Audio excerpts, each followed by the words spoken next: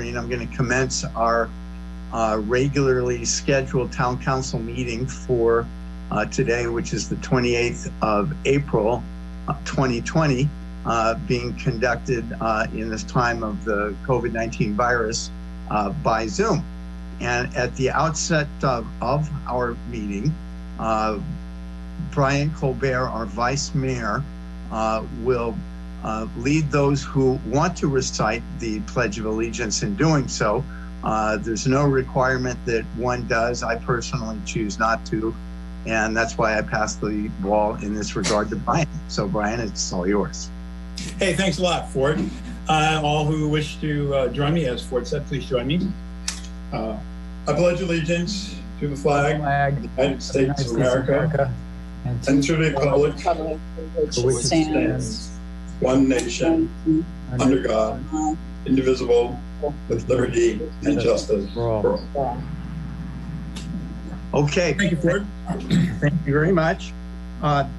Next up is open time for public expression. So if there's any member of the public that wants to make a comment about anything, now's the time to do so, provided that whatever the subject of your comment is going to be is not already on our agenda. In that case, please defer until that agenda item arises. Is there any member of the public that wishes to be heard in open time right now? So we have one member of the public with their hand raised. I'm going to allow Lauren to talk and be able to unmute herself. That sounds great. Welcome, Lauren. Hi, everyone. How are you? This is my second meeting attending. So I'm really green to this entire process.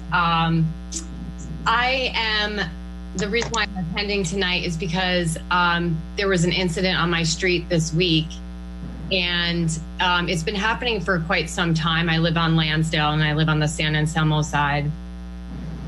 And what a lot of us are noticing that live here, and I know it's been an issue in the past, so I've learned, is the health and, well, now it was a safety issue, but now it's become more of a health and safety issue with the increased traffic that we have on Lansdale. And so with coronavirus, we've all been noticing that there's been an uptick in traffic. So literally everyone's dodging each other. It's making social distancing very challenging. And it's also, increasing the traffic. And this is a multi-use road where there's pedestrians of all ages walking here. There's kids that their only chance to play outside is in front of their house because they're under quarantine. And I kind of caught the end of the Parks and Rec conversation. And what really stood out for me with Holly and what she said was that there is a change in what is determined to be safe, and we need to look at that right now. And I do see that I don't know if this is a protected public space because it's a public street, but this is a very well-traveled street with lots of people that live here and lots of through traffic. And there's been several incidences over the last several years where people on my street I know have gotten hurt. My main concern is the speed at which cyclists are traveling. And I'm seeing a lot of them traveling, not stopping at the stop signs, and then also whizzing by, no masks, no, even some of the walkers aren't wearing any masks. So I really wanted to bring attention to this issue that it's like, I live right against the street, and I literally wonder if I keep my door open to get air into my house, if I'm putting myself at risk from the aerosol of everyone exercising on the street, unmasked, and then again, the speed of the cyclists who, a lot of people have more time on their hands, so they're spending more time outdoor. So I think with COVID, it's brought to a whole new level of health risk for us here on Lansdale. And with the incident that personally affected me, in which my dog was injured on the street. I want us to start to look at that. So my request is that in a future meeting that we can begin to address how we handle the increased traffic with the parks being closed and the trails, not being as open as they were. And now we're seeing increased traffic on our multi-use road. How do we manage that? All right. So I appreciate you bringing that item to our attention now. In open time, since it hasn't been agendized, we cannot address it tonight. We may and probably will address it in the future. I think everybody has noticed the changes that you observe and have brought to our attention. And it's just one of those things about everybody really needing to learn how to better work together in order to protect all of ourselves from a common threat. And so I appreciate you raising that issue tonight. Thank you. Thank you.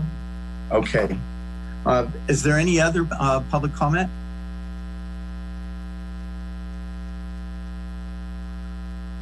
Okay. Hearing none, then I will close that portion and then move to council requests for future agenda items, liaison reports, questions to staff, and things like that. And why don't we start out with Brian? Yeah, hi. Thank you, Ford. Good evening, everyone. Just a quick couple updates. I'd like to let everyone know that tomorrow is the last day for the utility box art project put on by the San Anselmo Arts Commission. So they've received some submissions already, but there is still time to apply. Also, tomorrow is the last day to apply for a San Anselmo Arts Commission 2020 Youth Scholarship. So if you're an artistic youth here in the Ross Valley, please go to their website and you still have time to apply. I attended the Transportation Authority Marin meeting last week. It was very interesting. We got an update on projects. Like most of our public agencies, they're getting used to remote working and working from home. Of course, one of the big topics was the budget and how this will affect TAM and the localities which depend on TAM for funding or partner funding in the short and in the long term. The thrust of the conversation essentially is that in the short term, because TAM has over-collected on its sales tax revenue, TAM seems to feel it's pretty comfortable. I, however, requested that we get additional information and that the board really be prepared to make some hard decisions, because I think that the economic challenges here are going to be going on for a long term and sustained. And San Anselmo, along with all the other local municipalities in Marin, are going to have a difficult time meeting all their various needs. Then the last thing is I'd like to thank you for it. The Marin, I always forget the acronym, the Marin Council, and I'll let you fill in the blank for it. The Marin County Council of Mayors and Council Members had a meeting of mayors, and Ford, you were very supportive of the ad hoc economic recovery committee. I was named co-lead for Kate Cullen, and I'll be bringing more to that. But Ford, I just want to thank you for that support for our businesses and for my appointment. And that's all. You're welcome, and better you than me. You're much better positioned and knowledgeable than I am. So you're the appropriate guy, and thank you for doing that. John, you're up. Thanks, Ford. I wanted to mention a couple of things. I attended, and Ford, you were there too earlier this week. Actually, it was yesterday, wasn't it? Yesterday morning, the MCCMC Legislative Committee meeting, most of which was a presentation and questions and answers with Congressman Jared Huffman. And so there was obviously a lot of discussion about what the federal government is doing or can do for small towns. A great deal of discussion about impact of the crisis on local budgets and whether there's going to be any help from the federal government regarding that. That remains a I think, a work in progress. Jared certainly heard the concerns of the group. One of the takeaways from the meeting was an interest in ensuring that cities and towns are keeping track of their COVID-19 expenses. I think both direct and indirect, I would say. I did talk to Dave later, and I understand the town is doing a quite good job of keeping track of specific expenses relating to dealing with the shelter in place. One of the interesting elements of the meeting, I thought, was the notion that some of the indirect impacts, specifically lost revenues to the towns, might be something that could be covered by some of the federal support. But this remains very much a work in progress. And Dave, you might want to add to that during your remarks. I know the city and town managers are working closely together to gather that information. There was a request that information be sent to Jared Huffman for ammunition in his further discussions in Washington to be sure that cities and states get the right support. One of the issues in California, apparently, is that the larger cities have been able to get money directly from the Treasury in Washington, but the smaller towns have been held up, I think, by the fact that the money intended for them is actually going to Sacramento for distribution, and apparently that process, at least as of yesterday morning, was still kind of uncertain. But it was a pretty interesting meeting for it. I'm glad you were there and asked some good questions, and definitely people are quite engaged in that.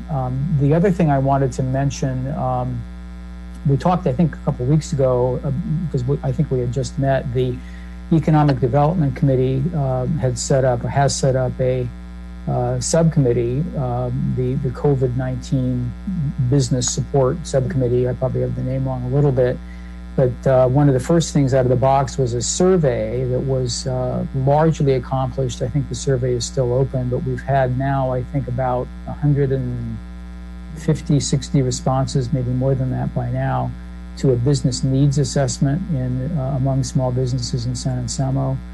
So we're hoping to take further action on that, to link small businesses to, other resources in the county. And in that regard, I wanted to, call out in particular for praise the Marin Small Business Development Corporation, SBDC, which is a small business administration organization that the town has actually partnered with for a number of years now. And their executive director, Miriam Correll, I think, Dave, is that the right pronunciation? Yeah, Miriam Correll, correct. Correll has just been a fantastic partner to the town. And Dave has had many conversations with her, and they've been doing a lot, to help small businesses all around Marin.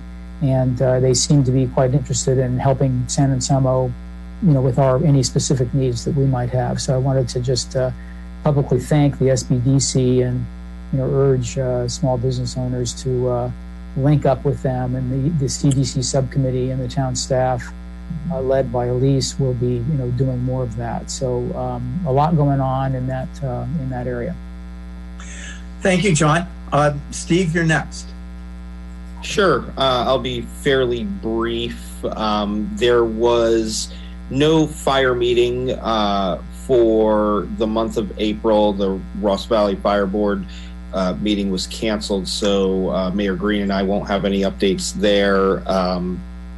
I did want to mention to staff that, and also to the council members, that we received an email from a gentleman on my street, Ash Ave, about the upkeep of the grounds at Drake High. Just wanted everybody to know that I have reached out to Jerry and kind of discussed that issue with him, let him know that that's not really in our jurisdiction. But I'd also like to just thank staff. After our last meeting, there was discussion about making changes to the website and enhancing our social media presence. I think we're doing a great job in that respect. As many of you know, the health order will be extended through May, the details of which will be released later this week. And I just, again, thank staff and want to make sure that we continue to stay on top of that and keep everything up to date as the order changes, because I know there'll be a lot of questions. And that's basically all I got. All right. Thank you, Steve. Alexis, what do you have? I don't have any updates, but I will just share that my internet is a little wonky. So if I cut out, I will be calling back by phone. Just a warning. Thank you. All right. Thank you for the heads up. I've got a couple of items, 2 or 3. First is following up on John's report regarding the meeting with Congressman Huffman. The only thing that I would add is that one of the ideas, it's not even an idea, I think it's a reality, is that there will be a letter from the League of California Cities that's going to be presented to Congressman Huffman regarding what the various financial loss numbers are.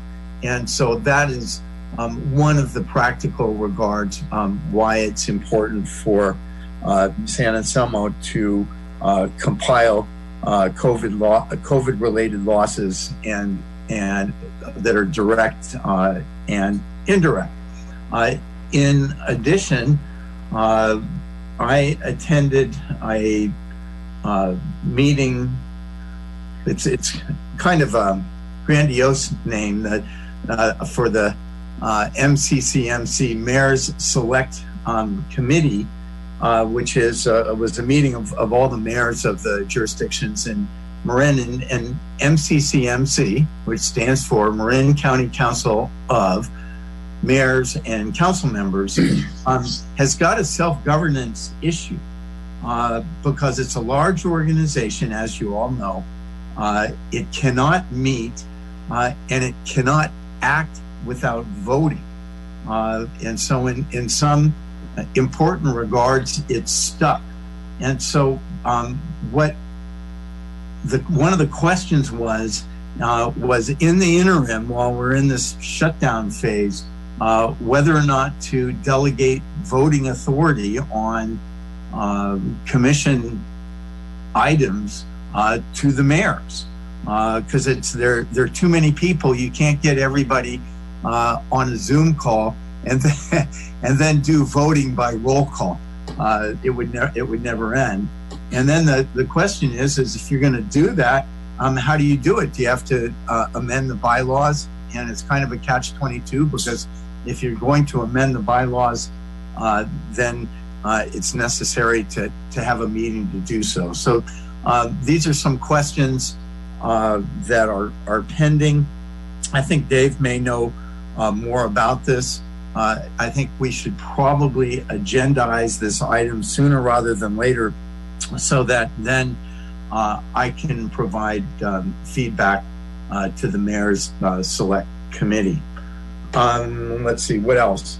I'm in support of having as an agenda item, again, kind of sooner rather than later, it's kind of take an omnibus look at COVID-related compliance.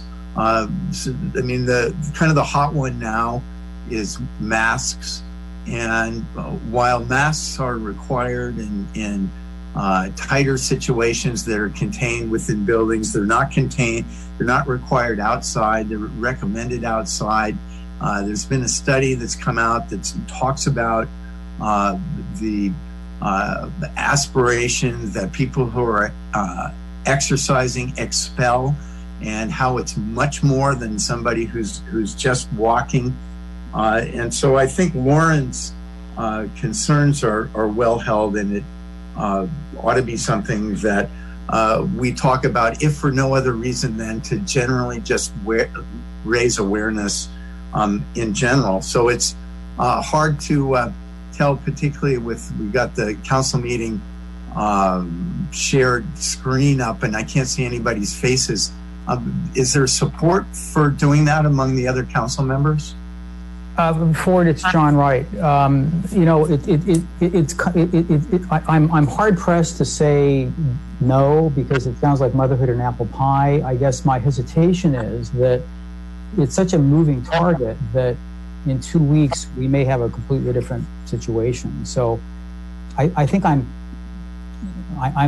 sort of torn. I think if we did it, I just think it would be a place for people to come to vent and nothing more. Maybe that's okay. Well, that may be true. Because I don't think we're not in a position to direct how things are enforced. No. Well, I mean, to a small extent we are. We voted on it in our last meeting when we delegated notice authority to staff members to then be followed through by our local police with respect to violations.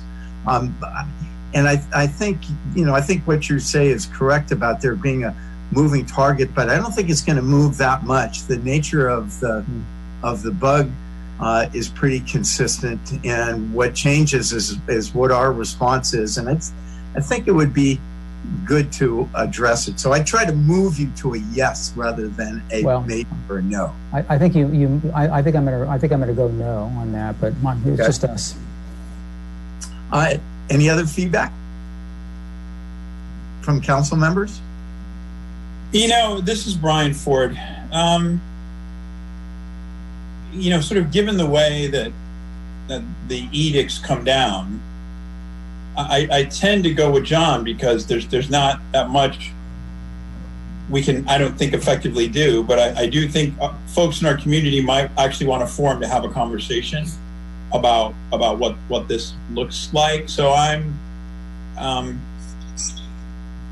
want to sort of have some kind of bracketed conversation, just so the community can know exactly what kind of latitude it is we actually have. But I can see having a conversation and you know, what actually we cannot do with bikers under the edicts from our county health director as following the state. Right. I don't think there's anything directly in a exercise of authority way that we can do, but I think there's lots we can do in terms of public and peer group pressure, and in terms of public opinion, and it would really be in that regard. I see John shaking his head. I think we overestimate our influence, with all due respect. You never know. How about Steve and Alexis? What do you guys think? I mean, I think to a degree, it's, you know, to what John said, is it may just be a forum for people to come and vent. I'm not necessarily sure that that's a bad thing. It could be healthy sometimes, but as far as enforceability goes, I think that is, you know, an issue, and we don't really have any. I would, you know, I'm kind of on the fence here. I would be in favor of having some type of discussion, but I wouldn't limit it to, you know, just this area. I would want to hear from, you know, the business owners too, to hear, you know, how, you know, they're specifically being affected. Yeah. You know, were they able to get the PPPs? You know, I'd be more of like a listening session for me to kind of hear, you know, what people are going through. That's something that I would be in favor of. But again, if we're going to put it out as something, we're going to, you know, listen and then come forth with these policies to enforce something that we can't enforce. I don't know how practical that is. Yeah, no, I'm not suggesting the what you said at the end. I'm really talking about more of an expression and listening session, because I mean, it's a life or death circumstance right in the middle of our community as well as other communities, and it seems to me that it ought to be the topic of agendized conversation. Alexis? I agree.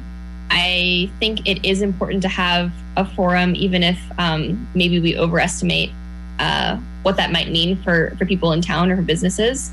And I will just share, I tuned into Supervisor Katie Rice last week, had a forum, and one of her esteemed guests is on our call tonight. Brian was there.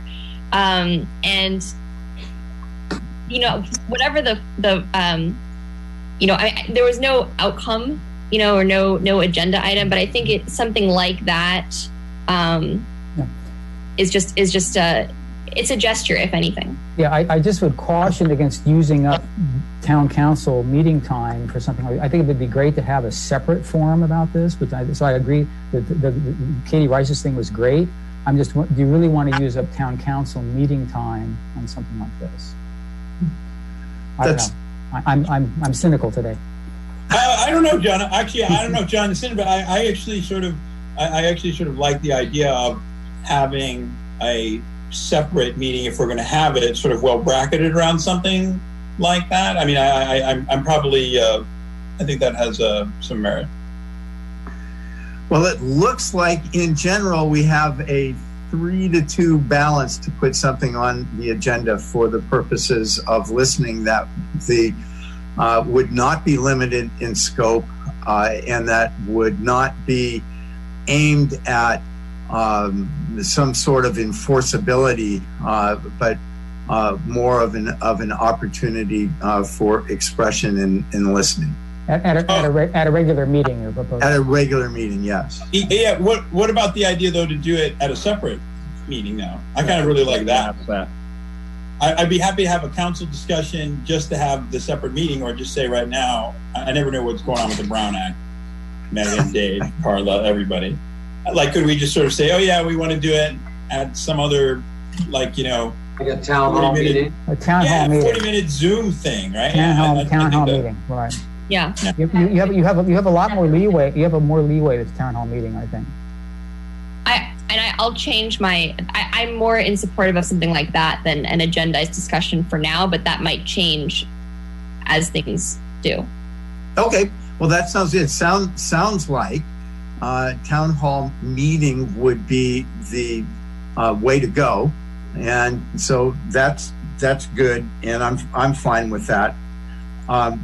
And lastly, and this is a good opportunity to say it, I wanted to express my appreciation and respect for the collegiality with which all of us are able to interact.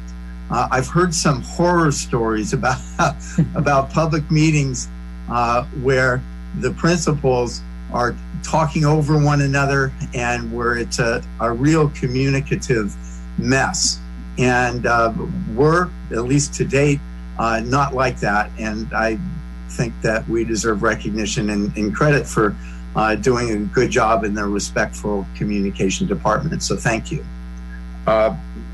Then with that, I'll move to any staff comments.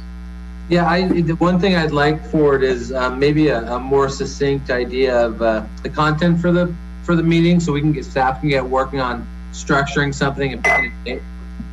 Well, I could work with you on that, I guess.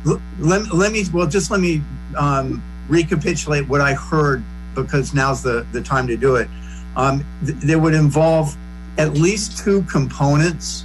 One component would have to do with, broadly speaking, compliance in terms of the requirements of social distancing, mask wearing, hand washing, all of the beat back the bug type techniques.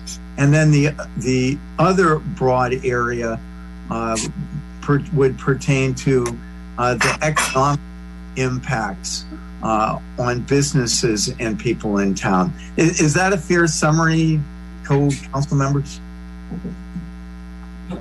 Yeah, I think that's a pretty fair summary. I think that's a good basis for us to come back and then sort of refine it and then have this thing. Okay. Is that good enough, Dave? Yeah, thanks, Bert. All right. Is there anything else? Nothing else from staff. All right.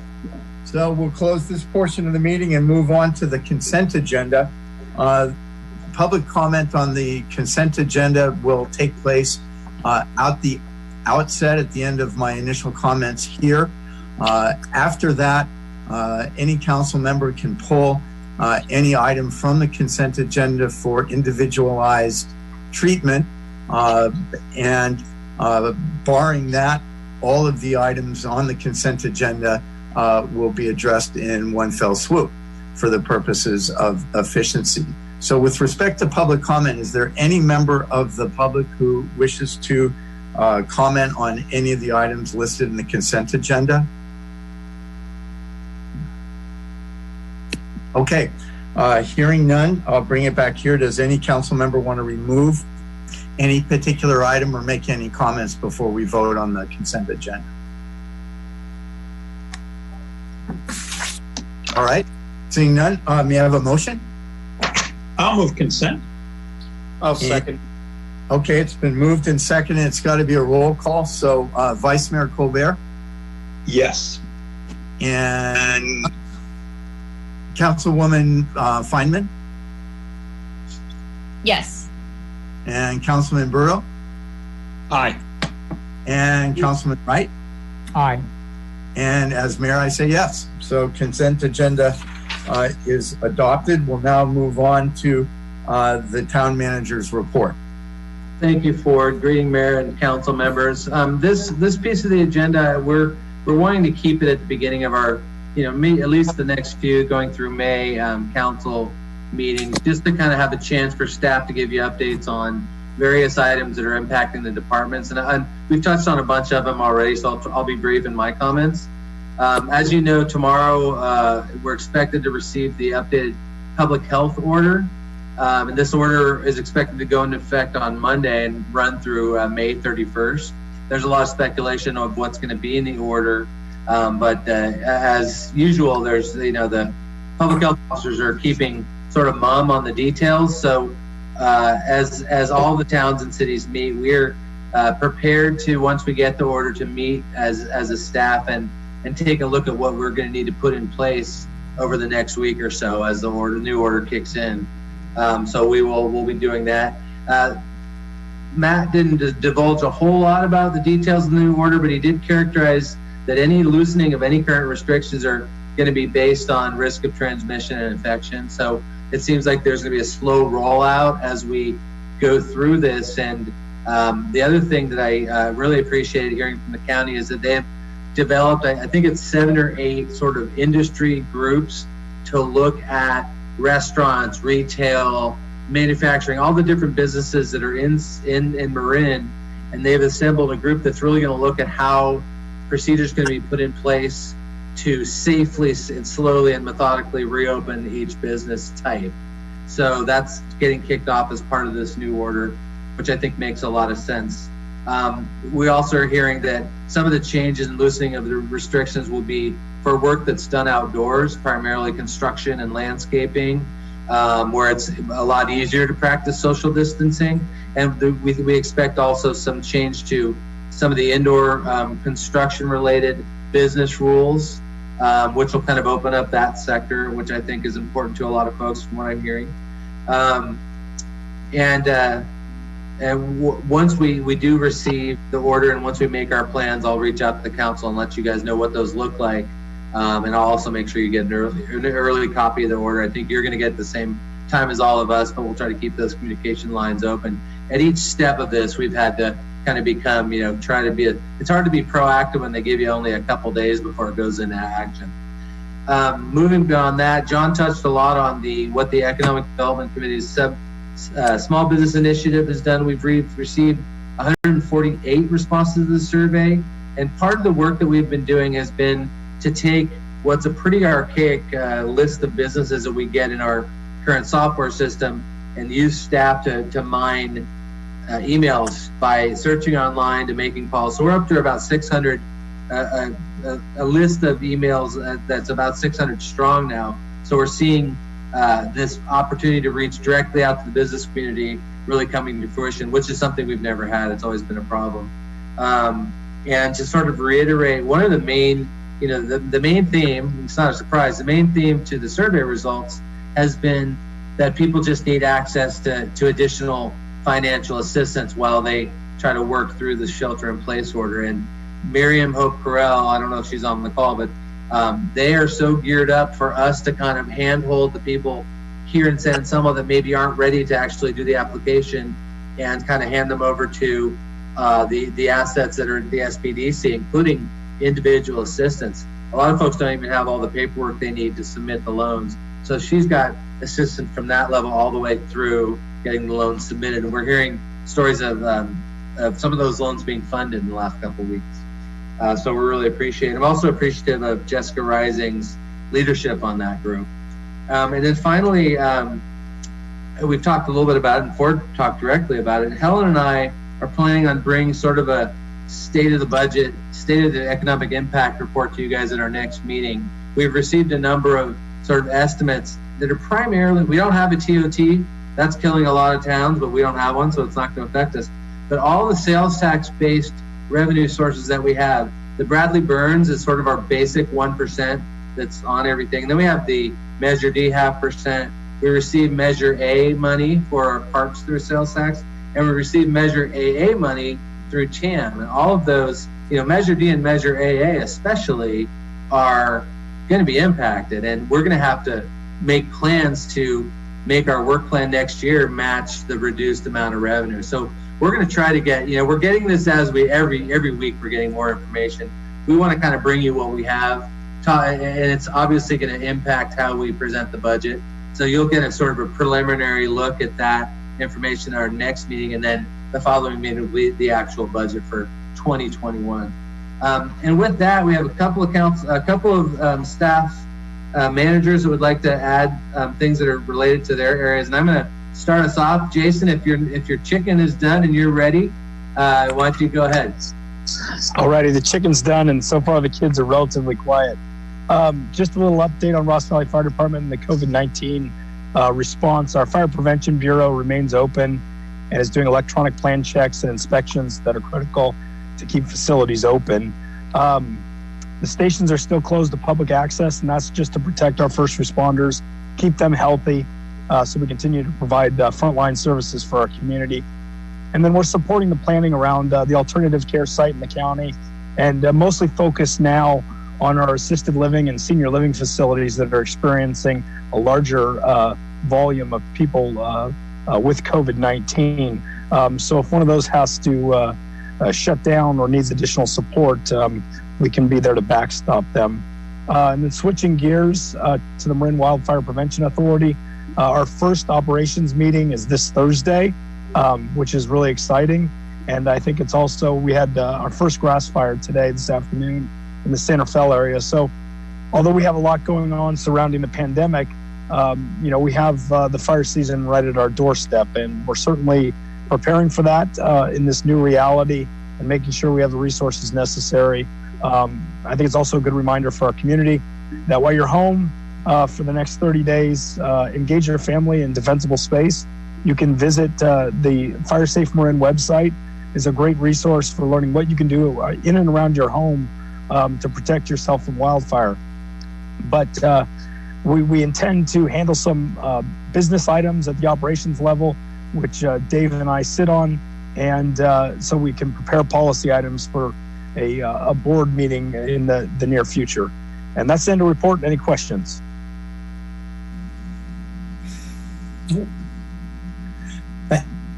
Thank you, Chief. Great. Okay, moving on. I believe that Danielle, you had some things to report. Are you there? There you are. Yes, I'm here. Good evening, everyone. The recreation staff is doing a great job of pivoting and reaching out to our community. I'm staying in regular contact with both countywide and statewide recreation directors, trying to find solutions and ideas, and it's been a great experience. They're very resourceful. Well, we are all being very resourceful. A fun note is that great ideas are coming out of the staff. Skate Fest was canceled due to the shelter-at-home order, and we decided to do a virtual Skate Fest where kids send in pictures and videos, and we're posting those, and it's been lots of fun, and we feel like they'll be a great success. We're preparing for summer. We're ready to run any and all summer programs that we'll be able to if we can. And we're also looking forward to fall. We're prepared to run and pivot with the schools if they decide to start early, if they decide to teach in groups, and offer, instead of after school programs, offer full day programs where we're dealing with different groups of kids. So we're definitely staying in touch and on board with everything. Our age-friendly programs are going great. The check-in and chat program is doing well, and the seniors are loving the calls. Essential errands are being run and scheduled on a regular basis. We've created a partnership with the Good Fairy Volunteer Group, who are making masks for our volunteers. We're offering meditation, chair yoga, and gardening classes on Zoom. And this Friday, our Pedal Pushers program starts. We're sending out 50 arrangements to isolated seniors, which will be great for them to receive. On another note, for Age Friendly, we have close to 300 volunteers. Although we're finding that the seniors aren't as comfortable with dealing with strangers as we had hoped. So we're pivoting and creating a San Anselmo neighborhood response group, and using our volunteers to create neighborhood captains. And we think the seniors will be much more comfortable with working with their neighbors and getting their needs met. And we feel like this is a great preparation for the fall, as Jason just mentioned, for the fire season and for the power outages. So again, Age Friendly is doing great. And lastly, on another note is that we have decided to cancel all of the events through Labor Day, including Country Fair Day. The events include the Beatles concert, music in the parks, picnics on the plaza, and as I said, Country Fair Day. Large gatherings are not recommended, and we don't foresee them being in our near future before Labor Day. So we're doing the responsible thing and keeping our community healthy and safe. And that's the end of my report. Thanks, Danielle. If there's no questions, I hand it over to Linda. Hello, good evening, everyone. Thank you for listening to what I have to say, which is that at the library, we've got a couple of new initiatives that just launched on Monday. And one of them was that our telephone system was not forwardable. So we weren't able to receive phone calls remotely because our system is old and we couldn't forward those numbers. So we're using Google Voice we created a new phone number for the library, which is too bad that we couldn't use our current number, our landline. But we do have a new number, and it's 415-855-1597, 1597. And we've sent that out on e-blast and Facebook and all of our social media. And it launched on Monday, so people can still actually talk to a staff person with their questions. The other interesting piece is that we launched yesterday is live chat, and that is now available on our homepage. And both of these services are available from 10 a.m. to 2 p.m. Monday through Friday. So our patrons are able to reach out to us and ask about, e-resources, or they're having trouble logging into something, or, all kinds of issues that people may be having right now because, as you know, they're not coming in and using traditional library services, and everyone is in the virtual world. And again, we have ebooks and e-movies and all of that available, which brings me to the other thing, which is Ancestry.com gave us access from home through April, and they just extended that through May. So that's great news for people who are doing genealogy research at home. You can now do it for another month at home. And then Hoopla, which is another one of our platforms, has bonus borrows, which means you can borrow a whole group of things that don't count against your 8 checkouts each month. And they're continuing that through May now as well. So it's great that our vendors are stepping up and supporting the community.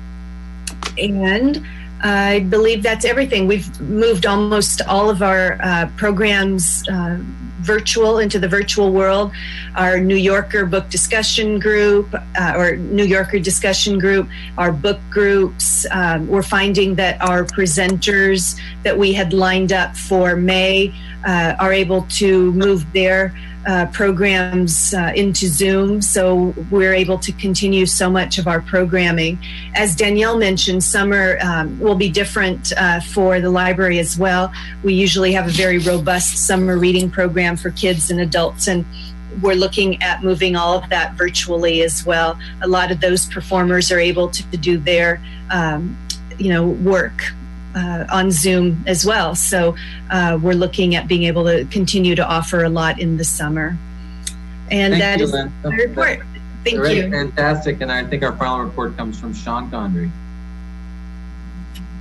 Here we go. We got the mic working. Good evening, Mayor and Town Council. It's been fun, either Zooming or telling people no lately. Dealing a lot with order enforcement in response. I mean, that's really Public Works and Building. I think that's been a huge amount of our time is just doing order enforcement and response. We have 2 meetings a day at 10 and 2, and we spend a lot of time going over requests and people thinking things are essential and or non-essential. We're also preparing for the order removal, which it may change next Monday, and we're getting ready. We're ongoing ordering PPE. We've got thousands of masks coming in, and we're actually also looking at plexiglass screens that might go in this week or next week for all of our public buildings, and then Purell stations throughout. We're working on all of that and trying to figure out where to get all those different items. Is a fun job. It's my new interesting job. I mean, that's my new career. I think I said before. Also, construction we're actually starting to ramp up. I don't know if you noticed, but spring is here, summer's coming. We've got construction projects such as paving. We're doing a lot of ADA ramps that are an issue.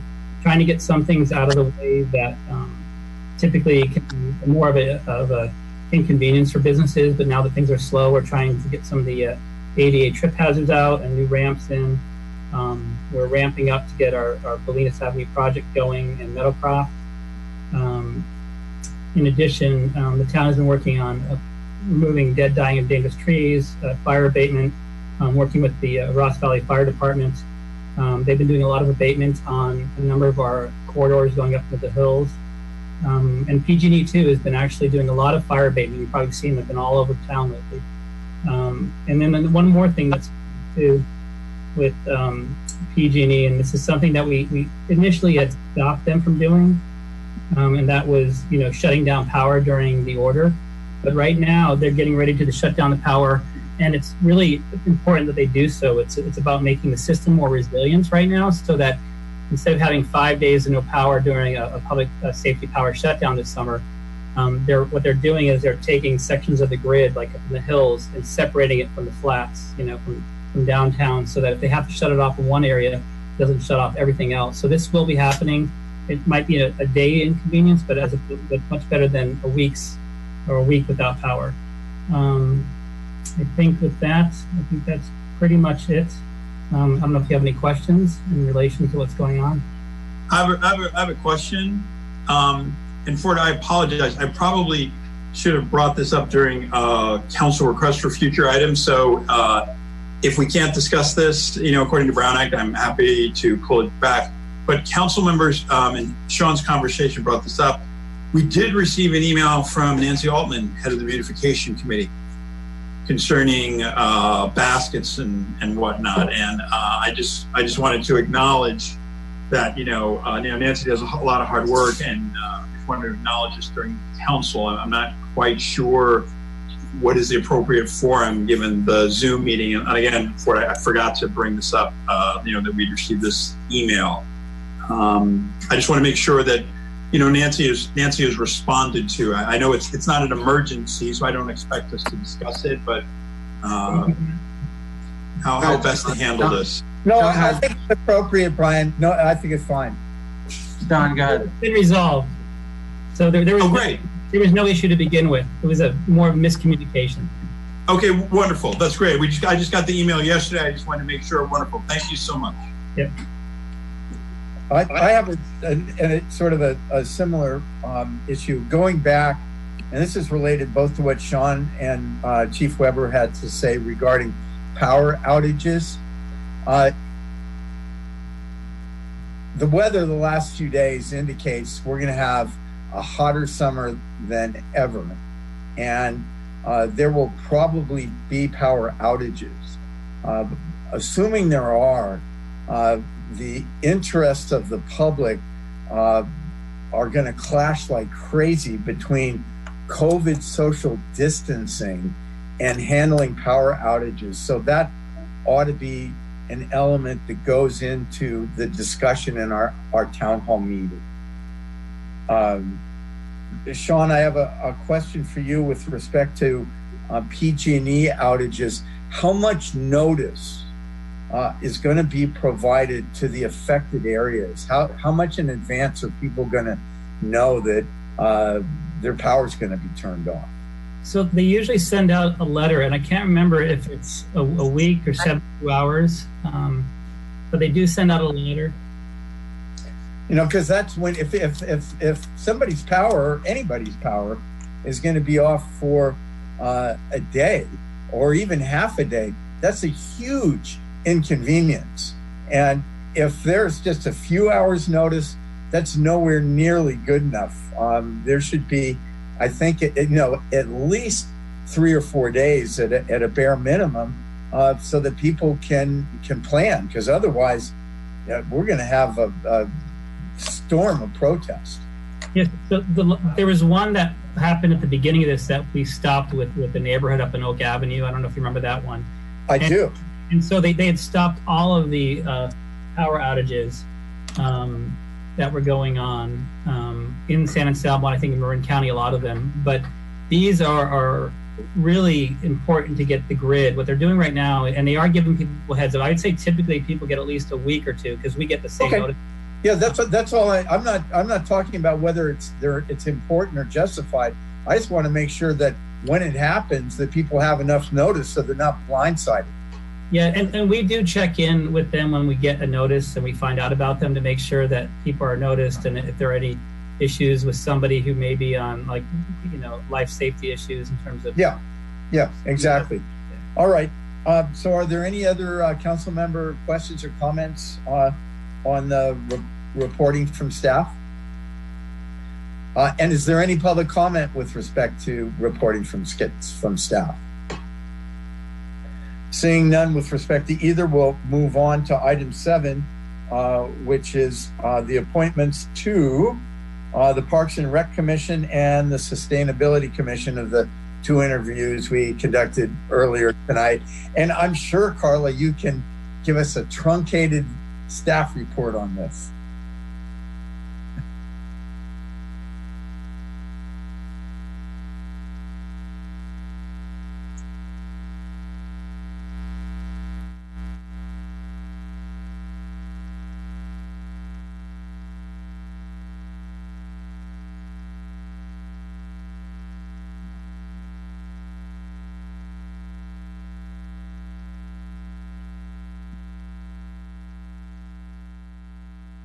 Okay, thank you. Are there any questions of staff? Is there any public comment with respect to this item? Then I'll bring it back to the council for any further discussion and a motion. I'll move the appointments. May I have a second? I'll second them. All right, it's been moved and seconded. We'll start, John, with you. Are you a yes or a no? Aye. And Steve? Aye. And Alexis? Aye. And Brian? Yes. And I'm a yes. So that passes unanimously. We'll now move to a much more, well, I shouldn't say that. We'll move to the next item, which is item number 8, considering authorizing the town manager to execute a memorandum of agreement with Marin County Flood Control for the San Anselmo Flood Risk Reduction Project. And I think that's going to be Sean and Liz Lewis from the county. Yes, and maybe Megan too. Okay, right. About 2 weeks ago, actually 2 weeks ago on April 14th, staff gave a report regarding the San Anselmo Flood Risk Reduction Project, which is part of the 10-year work plan to mitigate the 25-year level flood event in Ross Valley. It has 3 distinct components. One of them is the Sunnyside Nursery flood diversion and storage basin on Sir Francis Drake. The other is 634 through 636 San Anselmo Avenue, otherwise known as Building Bridge 2. And it's a structure that obstructs the flow of water in the creek. And then mitigation of 3 downstream private properties, which may see a rise in water surface based upon hydraulic modeling. At the last council meeting, staff did ask for authorization for the town manager to execute a memorandum of agreement with the county, but that at that time it was only for the removal of Building Bridge 2. The agreement you have in front of you now is actually for the whole project in terms of the town working with the county. The first phase of the project would be, if the council approved this agreement or for the town manager to execute it, would be removal of Building Bridge 2, which could start as soon as the next couple of days. And once the building was removed, all of the fees and construction to remove it would be, the town would oversee it, and anything the town spent would be reimbursed up to $120,000, which staff believes is more than enough to remove the building. Once the building was removed, safety barriers and a safety walkway would be put in to keep it safe for about a year. And then about a year from now, the county would come in and then demolish the foundation and slab, keeping the retaining wall on the San Anselmo Avenue side. And this would also involve a lot of work in the creek and around the creek, creating a pedestrian plaza area on the San Anselmo Avenue side, improvements on the Creek Park side, and which could lead to another project, which would be Reimagine Creek Park, which is a separate project from what we're talking about in terms of the agreement with the county. With that, I don't know if you have any questions. I can answer questions related to this, or Liz or Megan, if she wants to add anything. I might, if I may, just add something quickly, which is the portion of the project that the town's responsible for under this agreement is very limited. It's not actually removal of Building Bridge 2. It's just removal of the structures that sit on top of it. It has we have no role in going into the creek or removing any of the abutments at this phase. Just to clarify, I think there was a comment letter attached that presumed that the abutments, all of it was happening right now, and it's not. It's just removal of the wooden structures on top of that concrete deck. And that just also to clarify that there's under Section 3 of the agreement, there's a description of the project, and it really is, the agreement just applies to this piece of the project, not just the demolition, but to the Building Bridge 2 portion of the project. It doesn't stretch for all 3 components of the project, so it doesn't include the Fairfax portion or the downstream.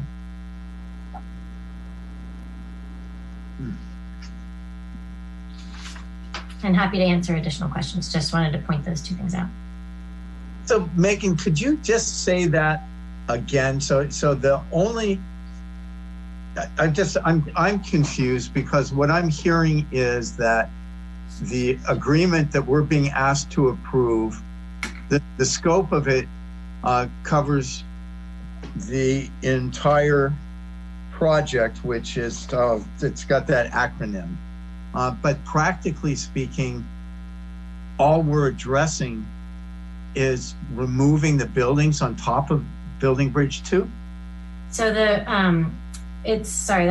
might have been confusing. So the agreement itself covers the full portion of the larger project, the SAFER project, that will begin this year with removal of those buildings and continue through next year with, and possibly I think into the fall of next year, if I'm correct, in 2021. Liz knows this part way better than I do, so I can stop talking if I just cut me off if you need to. But so it covers the portion of the project basically that's in downtown San Anselmo, and talks about cooperation between the 2 agencies for that portion of the project, of the larger county project. But what we're talking about for the town's responsibility, specific responsibility under the agreement, is for removal of or demolition of the wooden buildings that are on top of the building bridge to concrete platform. So the agreement will go beyond the current project that would be done, which is the demolition. But I just wanted to bring to your attention that the only piece of the project that the town will actually be executing under this agreement would be the removal of the demolition of those buildings. So then is the indemnification portion of the agreement, insofar as the town is concerned, limited only to the removal of the building that sits on top of the concrete? The indemnification language it basically would come down to that in some ways, in that it's broader language. It doesn't specify that it's only related to the demolition. It specifies that it's related to the work that's done by the town. And then the district indemnifies the town for the work done by the district. Or could I follow up just for a sec on that? Yes. It's actually a pretty big point. So there's really two, am I correct that there's actually two parts of this particular project? There's the removal of the building, right? And that's the part the town is going to be responsible for. And then there's that in and of itself doesn't affect any water flow, it's my understanding. The other piece of it is the removing all the concrete and the foundations and abutments that are in the project. Will that be a flood district project? Yes, that portion. Liz, are we good on? Is that right? Correct. That's correct. Okay, so the agreement here and the issues that have been raised about indemnity we're just talking about the part of the project that actually doesn't affect the water flow at all. Yeah. Yes. Correct. But the town is indemnifying the county only for the portion of work. I get that. But you just made a very critical point, because we had some comments that said, if you do this project, we're going to sue you. But in fact, the project that we're talking about is an aspect of it that has nothing to do with water flow at all. Exactly. Okay. Thank you. Let me just follow up a little bit more on your point, John.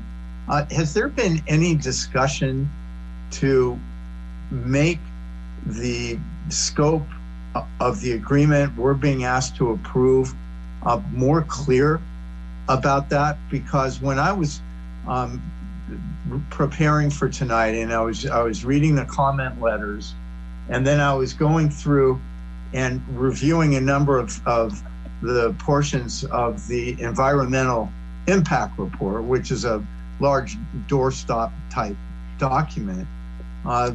It was a little bit scary because of all of the discussion of what the flood mitigation measures are in what I guess it's 4.9-4 and how flood barriers were recommended for downstream properties, and how the removal of Building Bridge 2, not the building, but the concrete part, was going to result in increased downstream flow that was anticipated, at least at the point that the environmental impact report was done in fall of 2018, was going to hit 20 properties, and maybe now it's been reduced to 3 properties. I'm concerned because, as we all know, in the past there was class action litigation naming the town as a defendant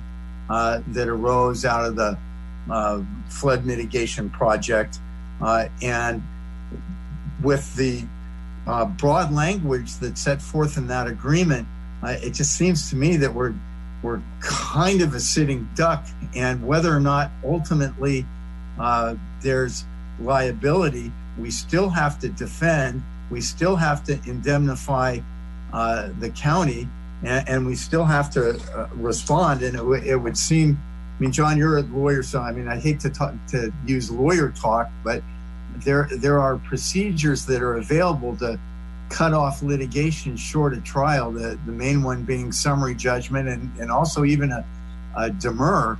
And the way that the broad language of this agreement kind of sets us up to have to go to trial rather than get out early, when the only thing that we could, according to the agreement, be responsible for is the removing of the building that's not going to affect the floodwaters at all. Well, let me ask a kind of a auxiliary question here. That is it intended that with this agreement talks about phase 1 of the project and phase 2 of the project. Is it intended that there would be another agreement to cover the phase 2 part? No. This agreement was designed to get us all the way through construction. So phase 2 would include the removal of the concrete. Correct. Okay. And all that work would be performed by the district and its contractors. Okay. So the town does phase 1, and the county does phase 2. That's correct. Okay. And then in the meantime, we collaborate on the design and all the portions of the design work. Yeah.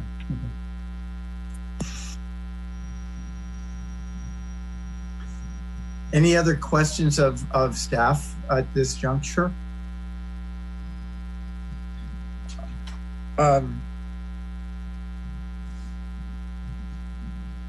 I've got a number of questions. So let me just start out and identify what the location of the Sir Francis Drake Bridge. Is it downstream from the Winship Bridge? You're talking about the Sir Francis Drake Bridge in the town of Ross. Yes, it is downstream of the Winship Avenue Bridge. Okay. And so both the Winship Avenue Bridge and the Sir Francis Drake Bridge are contemplated for replacement? The town of Ross is designing for and planning on the replacement of the Winship Avenue Bridge only. Only. All right. And is there any consideration of removing the Sir Francis Drake Bridge as part of the overall project? Not that I'm aware of. Okay. Will the removal of the building bridge to concrete take place before the replacement of the Winship Avenue Bridge? So both projects are scheduled for construction next summer. So the expectation is that the replacement and the removal of the concrete in downtown San Anselmo would happen at the same time that the Winship Avenue Bridge is replaced. They're both scheduled to take place at the same time. So the work would be completed by the fall. Okay. As is planned. Correct. And do you, there is reference to, so Matt Smeltzer was one of the persons who collaborated with the production of the EIR as I read the EIR. Is that accurate? He did have a role in working on the EIR related to his specialties with stream assessment and geomorphology. So somebody said that according to the report that he produced, that the removal of Building Bridge 2, and when I say, just for the purpose of this discussion, I'm not talking about getting rid of the building. I'm talking about the concrete and opening up the flow of the creek. His opinion was that the consequence would be a 50% increase in the creek flow. Do you agree with that? That, I believe the report that you're referring to is a report that was prepared for the town of San Anselmo. So I'll defer to Sean on that one. For the EIR, we relied on a hydraulic modeling that was performed by Stetson Engineers. And right. So that was the work that informed the EIR that showed that removal of the concrete abutments in the creek, in the deck, that would cause a rise of approximately 0 to 4 inches downstream in the area near the Winship Avenue Bridge. Right. And then, so, with respect to that anticipated 4-inch increase there, it's in connection with properties that would be affected that way, that the mitigation element of flood barriers is recommended in the EIRs, as I read it. Is that accurate? Yes, that was one of the measures that was recommended. And so since that time, we've gone to all the properties that were listed in the EIR. We went out with a licensed surveyor. And as a result of the work that the licensed surveyor did in conjunction with Stetson engineers, they then applied that same methodology that was used in the EIR with the data that they collected on the ground, and that included the elevations of the homes and their first finished floors. And then that resulted in a memo that's posted to our website, marinewatersheds.org. And so there's a February 2020 memo that describes the 3 properties now, one's in San Anselmo and 2 are in the town of Ross, that would receive mitigation as part of the San Anselmo Flood Risk Reduction Project. So then the scope of mitigation from the point that the EIR was drafted in the fall of 2018 to the present has been reduced from 20 to 3? 19 properties were identified as potentially impacted. And so then the purpose of the work using the licensed surveyor and Stetson engineers was to determine exactly which properties would need the mitigation as described in the EIR, which properties would receive it, and then what types of mitigations would be applied. And so in this case, they recommend, Stetson engineers is recommending either flood proofing or elevation of the structure. Both cases, 2 of the structures are detached offices, like former garage spaces that have been converted to offices. And then in one case, one is some sort of a office space that was already, the main structure has been elevated. So it would be some sort of flood proofing. Okay. So then with respect to the 16 properties that the consequence of the survey excluded from originally being included, how confident are you in the accuracy of that any of those 16 properties won't get flooded? Because if they do, there's going to be litigation that results from that. How confident are you in that analysis? So that memo was prepared by a licensed surveyor and then reviewed by a licensed civil engineer. And so their recommendations, we're confident in their recommendations. They've been double checked. We've had our staff engineers review their surveys. And okay. In that whole section, the chapter 4 of 4.9 discussion in the EIR, there's talk about how at the confluence of the San Anselmo Creek and the Ross Creek, and the Ross Creek is the one that comes from Phoenix Lake, the creek widens, and that a lot of the analysis is based on that, and that's where it becomes concrete. That's where there's the concrete ditch, right? You're talking about downstream of the confluence with Ross Creek at the fish ladder where the concrete channel begins? At the post office, yes. Yeah, that's probably a couple 100 feet downstream from Ross Creek. So. Okay. So are you aware that, and that's an Army Corps project. That's the Army Corps of Engineers that did that project, right? That's correct.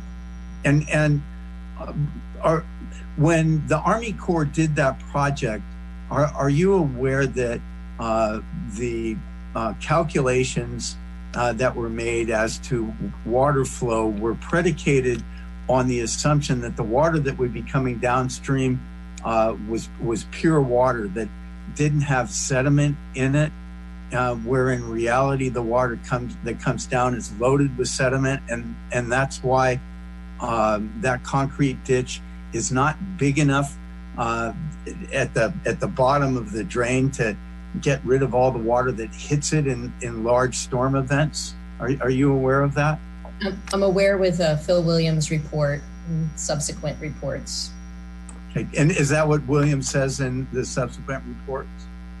Related to the concrete channel. So the hydraulic modeling that was used for the San Anselmo project that was developed by Stetson Engineers. So that was using an Army Corps of Engineers model, but it's a model that was released recently and updated recently, state of the art, and it was actually peer reviewed. So the model that was used for the San Anselmo project was also peer reviewed by engineers and hydrologists with the U.S. Army Corps of Engineers as well as part of the EIR process. So when the town was sued after the 2005 flood, the Stetson engineers worked for the town as experts and developed modeling which showed the sequence of flooding in the Ross Valley, and how the sequence of flooding worked was that it started to gather in Ross and actually went backwards upstream to San Anselmo. So it flooded down in Ross first and then up in San Anselmo second. Was that modeling shared with you and part of your consideration? Yes, so the model that Stetson developed as part of the EIR, that model also has a view not only of the channel flow, but of breakout flows. And so it shows similarly, it can show the timing of breakout from the channel, when and where the water flows once it leaves the channel. So it is similarly dynamic to the model that I think you're familiar with. Right, so it starts in Ross and it works its way back up towards San Anselmo in time.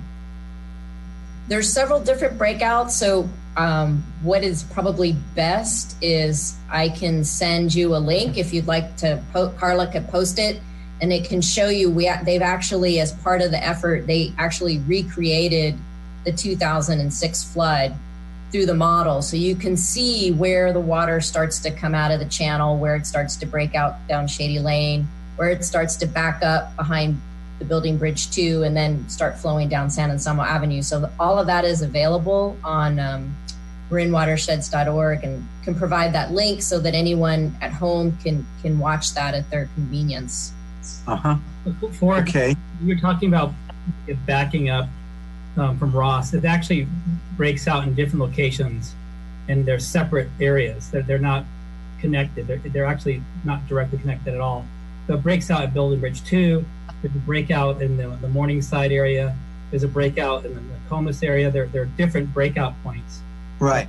Connected, and they don't impact each other until they connect. Right. They're all connected by the by the creek. Included in your overall calculations, Fairfax is contemplating rebuilding the Meadow Avenue Bridge, which the creek that goes under it, it serves the Cascade Canyon area and San Geronimo Ridge. Is that part of your overall calculations here of what the downstream effect of opening that bridge up at Meadow will be? So as part of the EIR, we looked at several bridge replacements. I believe in Fairfax, we looked at a bridge replacement, but I don't believe it was the Meadow up on Cascade. I believe it was another one on Fairfax Creek that we looked at. Yeah, okay. And those are my questions. Does anybody have any follow-up questions or other questions? Brian, is that you? Yeah, I just had one question. So Liz, and I was actually at the meeting back with the Board of Supervisors when they sort of laid out, look, here's what we're going to do. And they were pretty clear that, you know, we're not going to actually really know who's going to require mitigation until we actually go to people's backyards. And, you know, this has obviously been a very, you know, complicated and thoughtful project, but is the contract coming to us now at this time because one of the shelter in place, you know, we actually have an opportunity to execute taking down the building as opposed to the foundation to sort of limit dislocations to our merchants and our residents downtown. And are the Board of Supervisors trying to do this from an efficiency standpoint to sort of lock in how we're going to do this now and then next summer? Is that sort of what's driving the timing of this? That's right. So the town, specifically your Public Works Director, Sean Condry, realized the advantages of doing the work while the shelter-in-place order was there. And then also to have that work take place now, it'll help with the schedule come next summer. So next summer, in order to minimize disturbance to residents, businesses, it would narrow the window somewhat so that the focus could be on the creek work next summer. Got it. And just to you said before, I just want to make sure for those listening at home, and I know there's a lot of interest, obviously, is that work in the creek, that's going to be county work, right? At this point, the part that is taken over and is going to be run by the town is the removal of the buildings on top, right? That's right. So the town is doing the work this first phase this spring. They're doing that work at the direction of the district or for the district as part of the larger project. And then next summer, the remainder of the work, the retaining wall, the creek bank stabilization, the pedestrian plaza, all of that would happen through the district and through their contractors, our contractors. And just one last question. You mentioned that the surveyors went to the initial, I think it was 19 properties. Is that process now completed? I mean, will there be? Yes, they went to every one of those properties and they laid, they established the elevations that they were asked to establish. They went out and looked for the lowest points on the property. They looked at the elevation, they took the elevation of the first finished floor, whatever the lowest threshold was on the property where water could potentially get in if water was rising on that property. So if you went out to the property, you see there were stakes out everywhere. And then the engineers went out and double checked all those different places where the elevations were taken to assess potential risk. Okay, thank you. Liz, were the property owners of those 16 or so properties personally consulted with and asked what their experience with flooding in the past has been? Yeah, I mean, a lot of those property owners spoke directly with Russ Eberwein, who was a prior senior surveyor working on this project. And then most recently, during this last survey event, they spoke directly with Hugh Davis, who's the project manager for the San Anselmo project. And they've spoken to Hugh repeatedly about, what type of flooding they've experienced and what they experienced back in 2006 or even prior to that. Okay. And with respect to the 3 remaining vulnerable properties, have the flood barriers for those properties been designed yet? So we're working on that now. We need to come to agreement. Obviously, this is work on private property, so the private property owners have to give their consent to the district. They have to let us know that, yes, this is what we would like to move forward with. So we're working with civil engineers and architects now to kind of come up with something, a concept, something Photoshop, so that they can get a basic idea of what the improvement would look like. And then we need to get their buy-in, and we have to understand that they agree with the type of improvement that's recommended, so that we can move ahead with the design, and then provide them with the funding to do the construction. So at this point, you're in progress in terms of the design, and the design's got to be complete before you can obtain the consent of the property owner whose property the design is intended to protect, right? Mm-hmm. That's correct. In some fashion there, we have to, we'll have separate agreements with those landowners for whatever mitigation measures they agree to implement on their respective properties. Okay. All right. Any other questions of staff from any council members? All right. Seeing none, is there any public comment on this item? So we have a few hands raised. They went up kind of at the same time. So I'm going to start with the person who's calling in. I'm going to allow you to unmute yourself. I don't want to read your phone number on TV. So the person on the phone, you can unmute yourself. This is Samantha Hobart. Is it the 714 number? Perfect, yes. Okay, great. This is Samantha Hobart at 78 Sir Francis Street. Thank you, everyone, for taking the time tonight, and thank you to Alexis for acknowledging my written notice last week. I just wanted to bring the town of San Anselmo to attention that of the risk that the work the flood district is doing and the risk that will put on the town. I just feel and believe that there's got to be a better due diligence from the town to the community members as the flood district moves forward with the building bridge removal and the Winship bridge removal. The flood district has confirmed from their hydraulic analysis that water is increasing on our properties, and the EIR states that it specifically has to cross the first finished floor in order for them to provide any mitigation measures. And I just don't think that that's a suitable measure at all. And I'd like to point out to your attention that there's zero margin of error for this analysis. And just to give you an example, FEMA requires a 1 foot margin of error, and they require new building construction to go to base flood elevation. And I understand that if the measure that the EIR is using is the first finished floor, that's fine.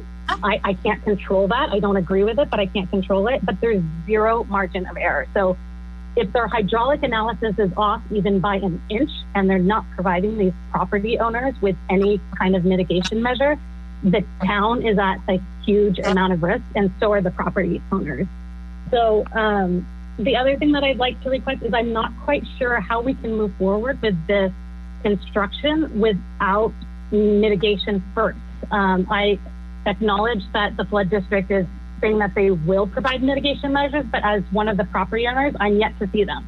So I'm unclear on what that mitigation measure is going to be. So I'm grateful that they're moving forward, but I just think that we need to have more transparency and communication prior to moving forward. So the biggest thing that I'd like to caution the town of San Anselmo is I don't see any downside for the town of San Anselmo to require indemnity from the flood district prior to moving forward. It's just not worth the risk, and I don't want to see the town at the risk or the community members. And thank you, everyone, for your time tonight. Thank you for your comments. Who's next? So next we have John Crane has his hand up, so I'm going to allow him to talk and unmute himself. Hello, everybody. This is John Crane at 86 Sir Francis Drake Boulevard. And I want to say that I was one of the homes that was going to be most severely impacted. It was sold by Hugh Davis, that I had the most complicated property to protect. And the hydrological model that was run for the EIR is different than the one that was run subsequently, and the one that removed 19 mitigation measures and reduced it down to 3. I think I can confidently say that I understand that flooding is a huge issue. We need to protect the county, but I don't think that we should be put in this position of having to sacrifice our home without guarantees and reassurances from the county that we'll receive some degree of mitigation and or protection. That's all I want to say. I don't think you would like to be put in this position. I understand I'm in the harm's way, but I don't think rerunning the hydrological model and changing mitigation measures it doesn't feel right. Thank you very much. Thank you, Mr. Crane. Who's next up? So far, no more hands are up. Okay. Is there any? One just went up. So a call-in person with the last digits of 6701, I'm going to allow you to unmute yourself. Can you hear me? We can. There's some nasty feedback. This is Frank Ager in Fairfax. Oh, hi, Frank. That is bad.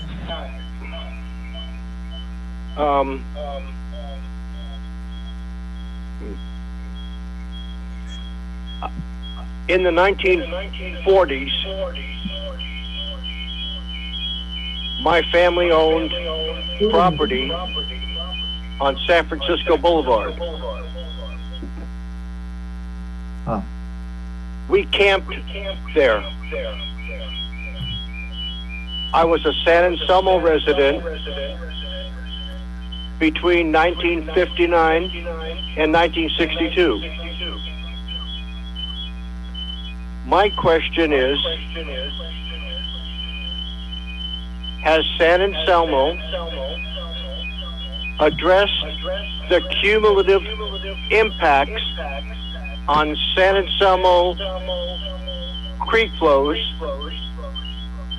on homes and businesses in San Anselmo and Ross? San Anselmo needs a report from an independent hydrologist to protect itself. Fairfax is working on 5, maybe 6 bridges. The first one up for replacement is Meadow Way. Included in Meadow Way project is channelization with concrete walls and large boulders. Bridges to be worked on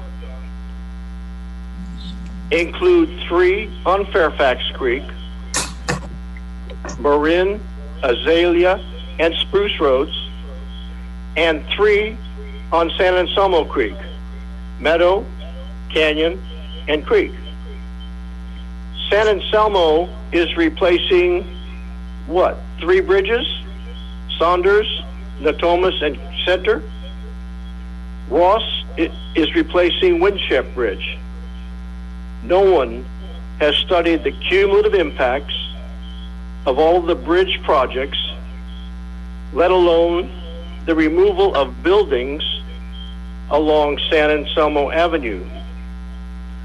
I would urge the town council to do a cumulative impact report before acting tonight.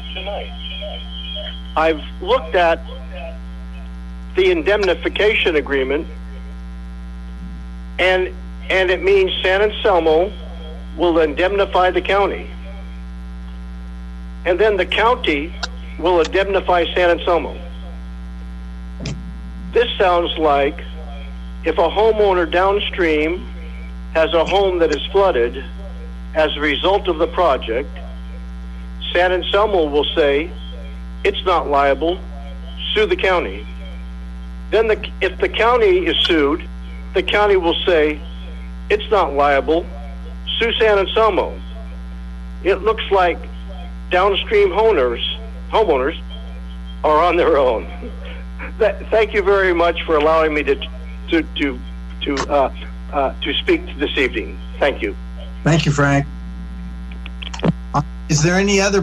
First, before we, actually, note that, Liz, and let's finish up with this, and then make any comments that you want to the public comment. Is there any other public comment? Okay, seeing none, no more feedback. Liz, do you want to provide any responses to the comments by Ms. Hobart, Mr. Crane, and Mr. Egger? Yes, I'll start with Mr. Egger. First, the model, it was independently reviewed by the U.S. Army Corps of Engineers. So we do have documentation that was included as part of the EIR. There was a separate analysis that was done. And so the model has been peer reviewed by the U.S. Army Corps of Engineers and their engineers. They've reviewed the model, which is a watershed-wide model all the way from Whites Hill down to the bay. So it's inclusive of all the streams. And then as part of the EIR, the cumulative impacts analysis did look at all of the bridge replacements in Fairfax, including Azalea. I'm not sure that it looked at the Meadowway Bridge. I'm not sure that we had that information at the time of the analysis, but all the bridge replacements in Fairfax, including Azalea, all the bridges in San Anselmo, and then the Winship Avenue Bridge and other projects were included in that analysis, the cumulative impacts analysis as part of the EIR. And then I also wanted to mention Mr. Crane had a comment about the model that was used in the EIR. So the model that was used to develop the EIR and to analyze the impacts through the EIR was also the same model that was used for the flood mitigation memo. You can get different outputs from the model. I mean, you can show the output of the model in different ways, but it was the same basic model that was used to develop both the EIR and then to do the further analysis of impacts to the residences and where the residential measures are proposed. And I think that's it. I don't have any additional. I thank Ms. Hobart for her comments, and I don't think I had anything to clarify or any other questions on her comments. Thank you. Any follow-up questions from members for staff? I do have one. Liz, isn't the Army Corps a player in all of this? And as such, inherently, doesn't the Army Corps have a conflict of interest with respect to its independence and ability to provide an objective, independent peer review? So the flood district, we terminated our contract with the Army Corps of Engineers at the end of 2019. But regardless of that, the U.S. Army Corps of Engineers does maintain a separate branch or a separate division that just does the modeling. But regardless of that, the district cut its ties with the U.S. Army Corps of Engineers last year, and so now we're moving ahead with the Corte Madera Creek project in partnership with the town of Ross.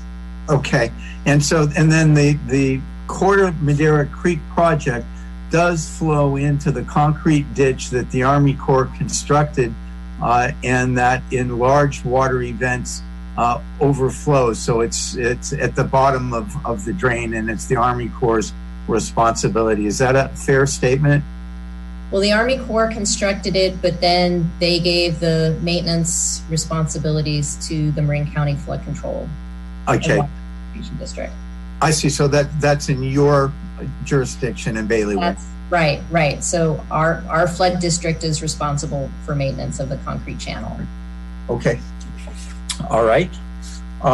So then with that and seeing no further questions, I'd like to open it up for, Steve.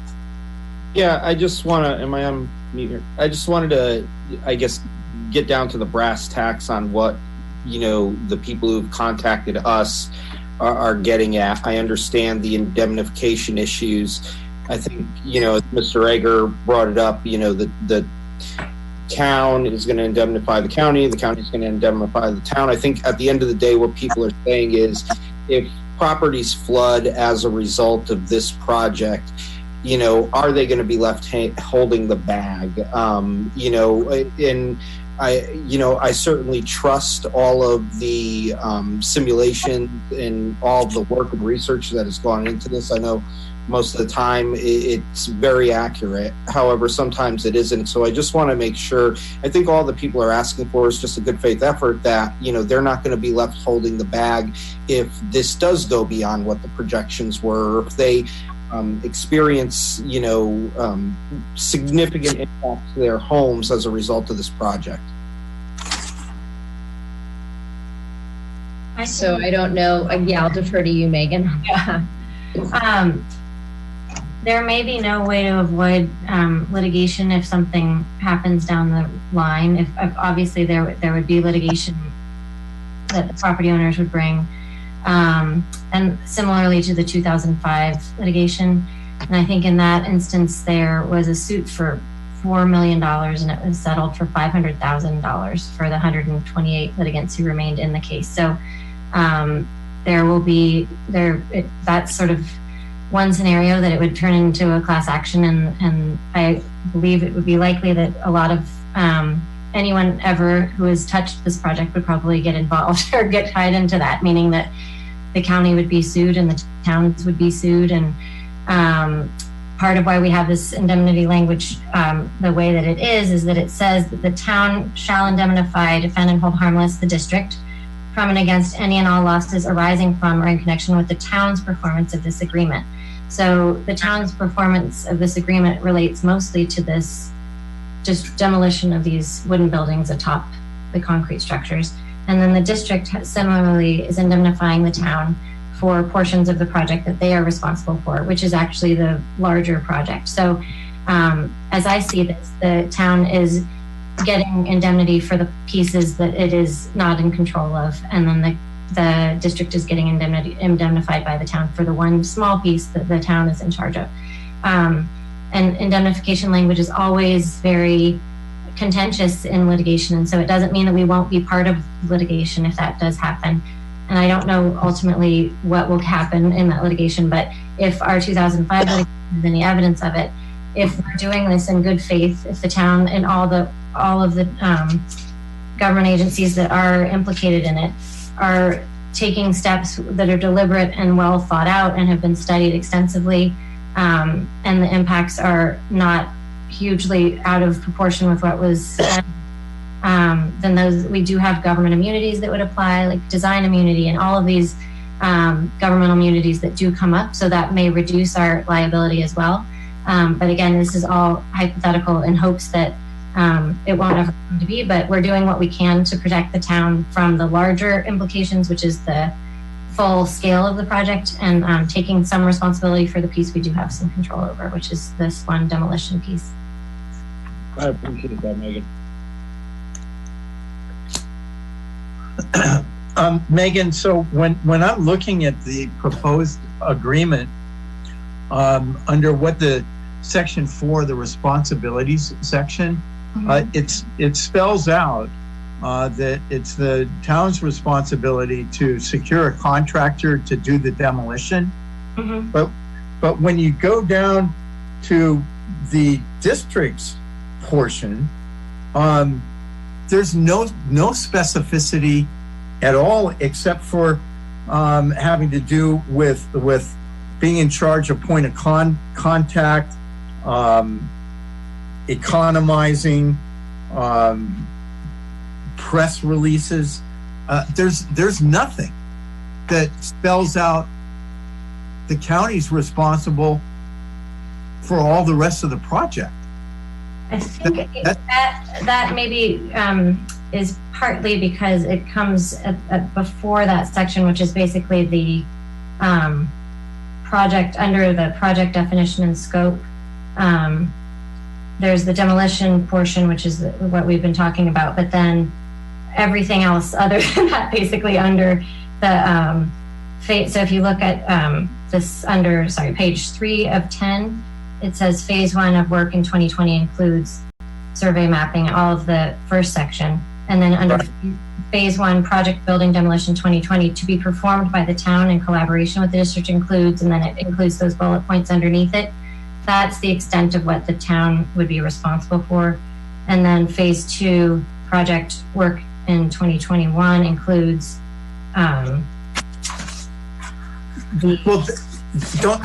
construction management. But we could add a bullet point, but it would just require us going under the second section, which just would say 2.11, I guess it would be, that county is responsible for the full scope of the project. Something broad like that could be included there. Well, just my concern is that while there's specificity as to our San Anselmo's responsibilities under this agreement, there don't appear to be any sort of reciprocal specificity as to the county. Mm-hmm. And just as a matter of contract interpretation, that's building in ambiguity and vagueness that can hurt us. Mm-hmm. So it's just that this indemnity thing is a little scary when it's coming on the tail end of it's pretty ambiguous. I mean, yes, the scope of the project is specified, but there's no language in there that says, hey, aside from removing the buildings on Building Bridge 2, this is the county's baby. And there's already been so can we make a fix to this so we can actually accomplish that tonight rather than having this come back? Is there a fix we could make to address that point? I think that we could probably move some of we could say phase 1 and phase 1 2020 and phase 2 2021 will all be carried out by the county, by the district. I mean, we could include something that broad. But this is just to keep in mind also that this would then need to go back to the Board of Supervisors for approval of the amendments that we do tonight, because they've approved this draft. Yeah, well, the other notion would be that since we're only talking about phase 1 of the project here, that phase 2 would not actually occur until next summer. There would be some time to amend the contract and make it more clear. I mean, I agree with Ford. It could be more clear. I don't disagree with that. I'm just a little concerned about losing our window of opportunity over something like this that I think in good faith could be clarified. Yeah, I think that the language that you're seeing before you came in, it was a rush to get it before the board and before their last meeting, and we were so focused on the immediate work that of the solution that we were focused on. All right, let's make sure we get all the specifics there, but we missed putting in a bullet point about the broader language. Yes, yeah, so that would be my proposal that we kind of I mean, I personally, I'll be on to remarks now. Ford, or are you still on questions? Yeah. No. Well, it's a mixed bag, so I'm fine with opening it up. Okay. I mean, I think we could. Well, let me just back up then a little bit.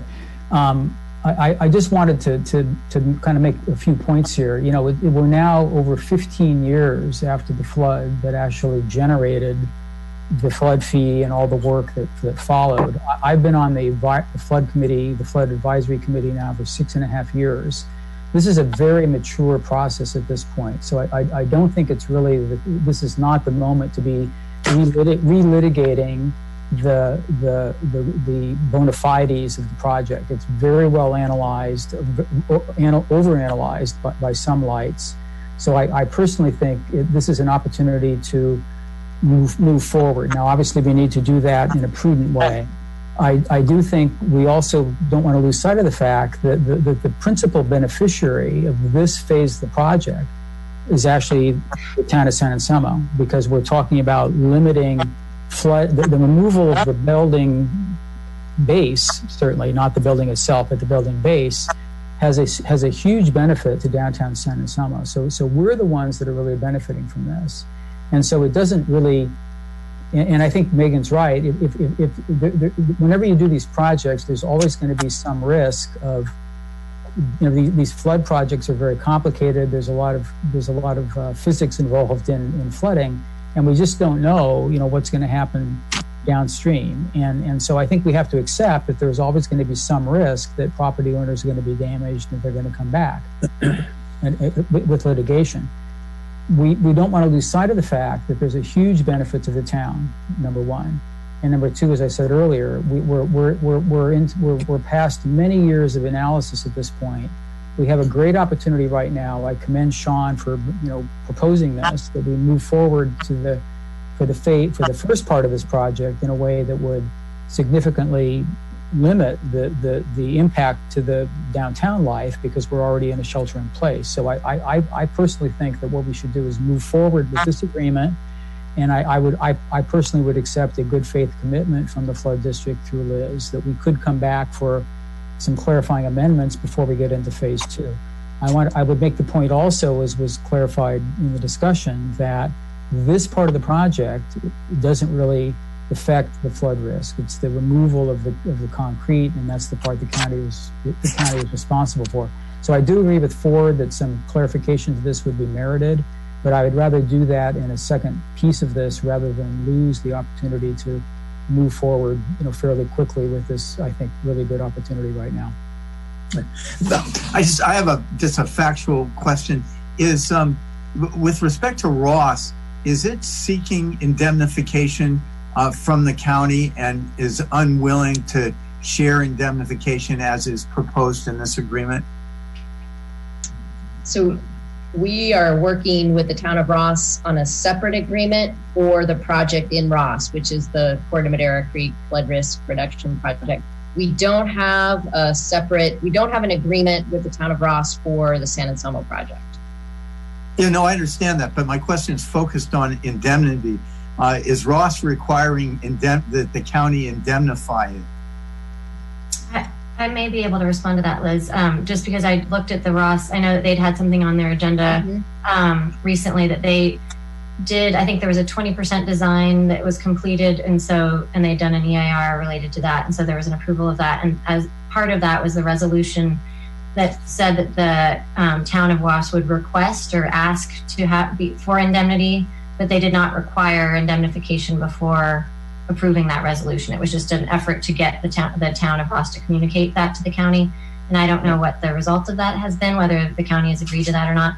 And I do know that a difference too between there, and Liz, that you will definitely be able to correct me on this, I'm wrong, but is that Ross is the lead on that, right? They're doing the project and you're funding it, or something?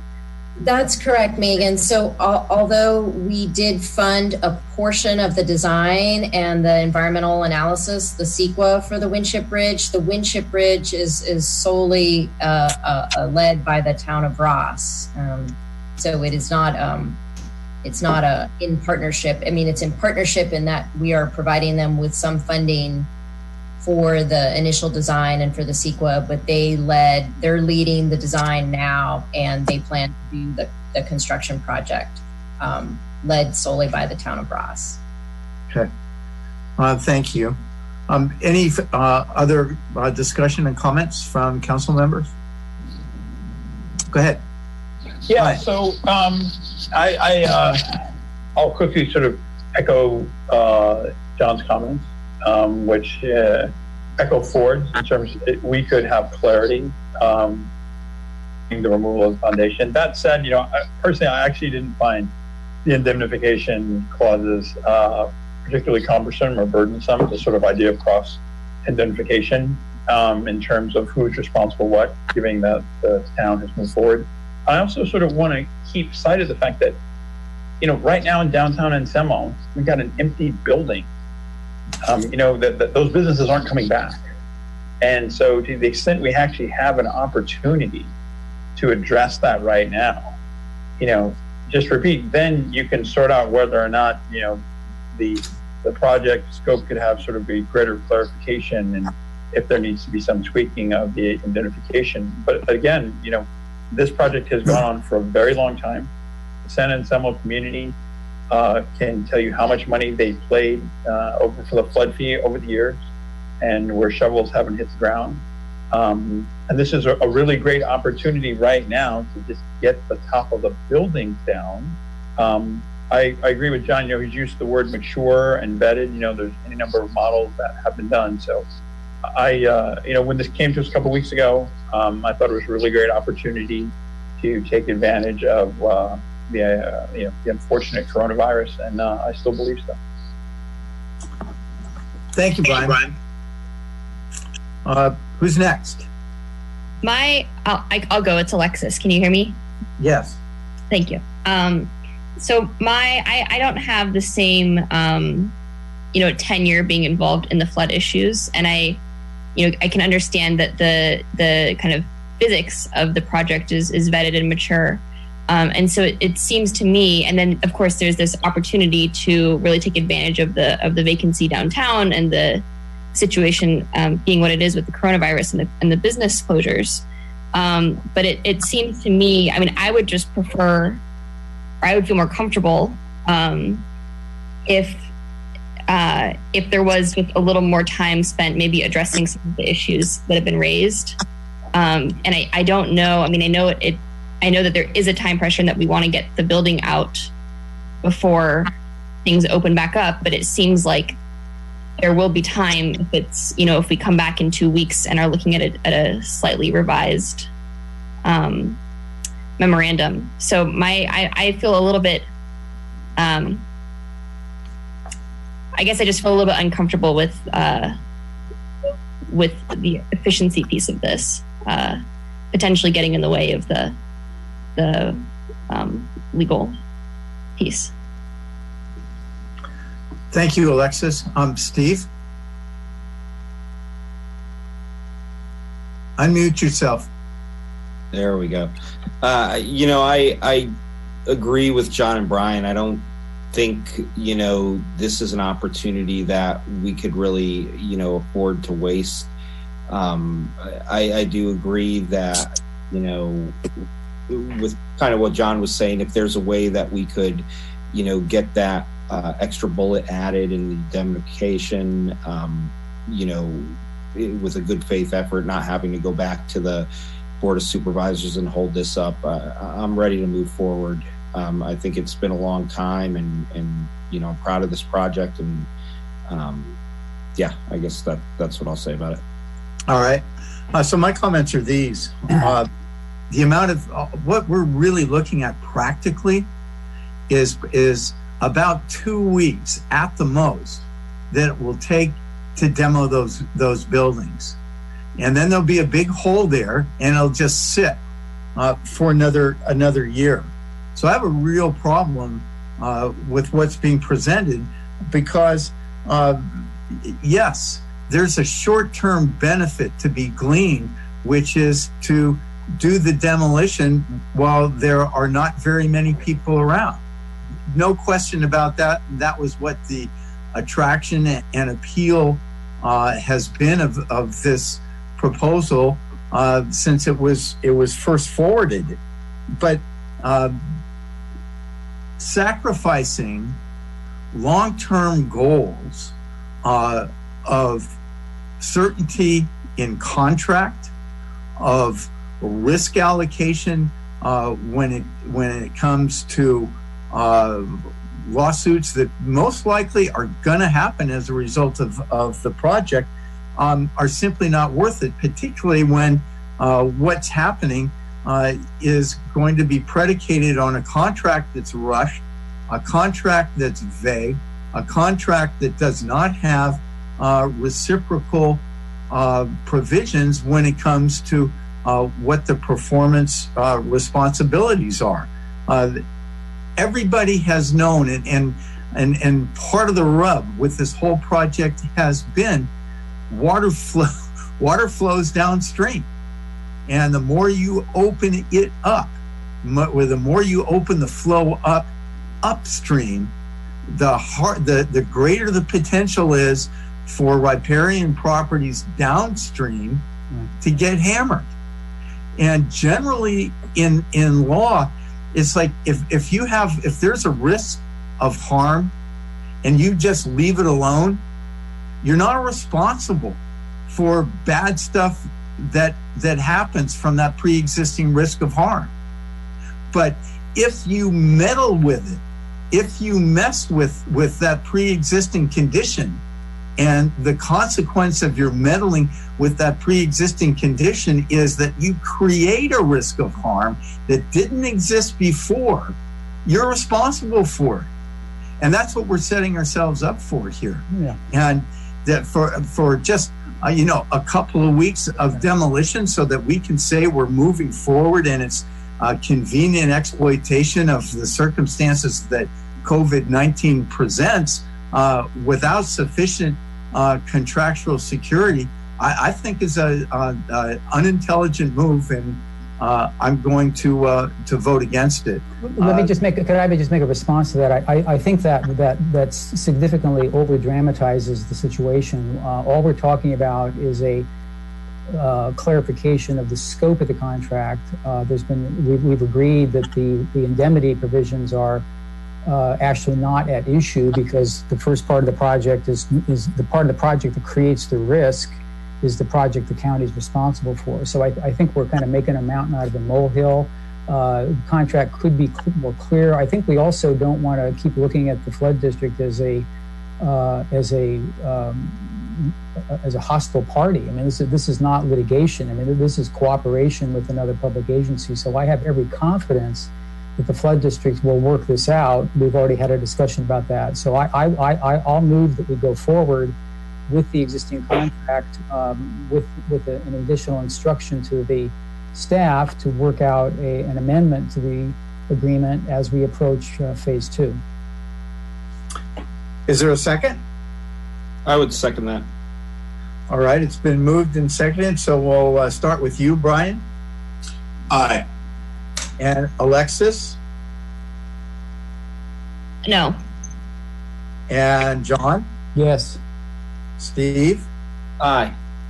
And my vote is no. So this is adopted on a 3-2 vote. And we will now continue on to our next item, which is item number 9, a temporary rent adjustment proposal for the tenants of Artist Studios at the Isabel Cook Community Center. And Danielle, I think this is yours. Good evening, Mayor and council members. Tonight we are recommending that the town council authorize the town manager to offer a 3-month 50% reduction of rent to the studio tenants at the Isabel Cook Community Center, and to defer the scheduled July 1st, 2020 rent increase of 2.5% to January 1st, 2021. As a result of the original March 17, 2020 shelter at home order by the Marin County Health Office that is still in place, the income of many of the artists has been affected. Museums are closed, art shows and events have been canceled, and art sales have declined significantly. The current situation has had a profound impact on both landlords and tenants. Landlords must find ways to preserve cash flow and maintain occupancy to ensure long-term financial stability and income. The rent reductions would be granted on an as-needed basis only. Some artists may continue to pay full rent and others will request a rent reduction. Staff will work with ARIS to develop an application which will be reviewed by ARIS and the town. The application will require tenants to notify the town of financial loss related to COVID-19. A temporary rent reduction to address the financial impacts of the shelter-in-place order may give the artists the ability to continue their work, which would benefit the entire community as a whole, and to ensure the continued source of revenue for the town. I'm happy to answer any questions on this topic. And I believe Kathleen Lipinski is, if she's still online, is here too. Okay, any questions of staff? Brian?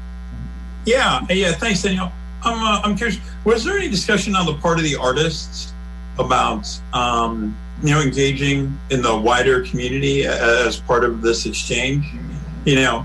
I understand, and part of that comes from some of the correspondence that we received. Some of the letters, obviously most of them focused on the personal financial losses that so many are unfortunately suffering due to coronavirus.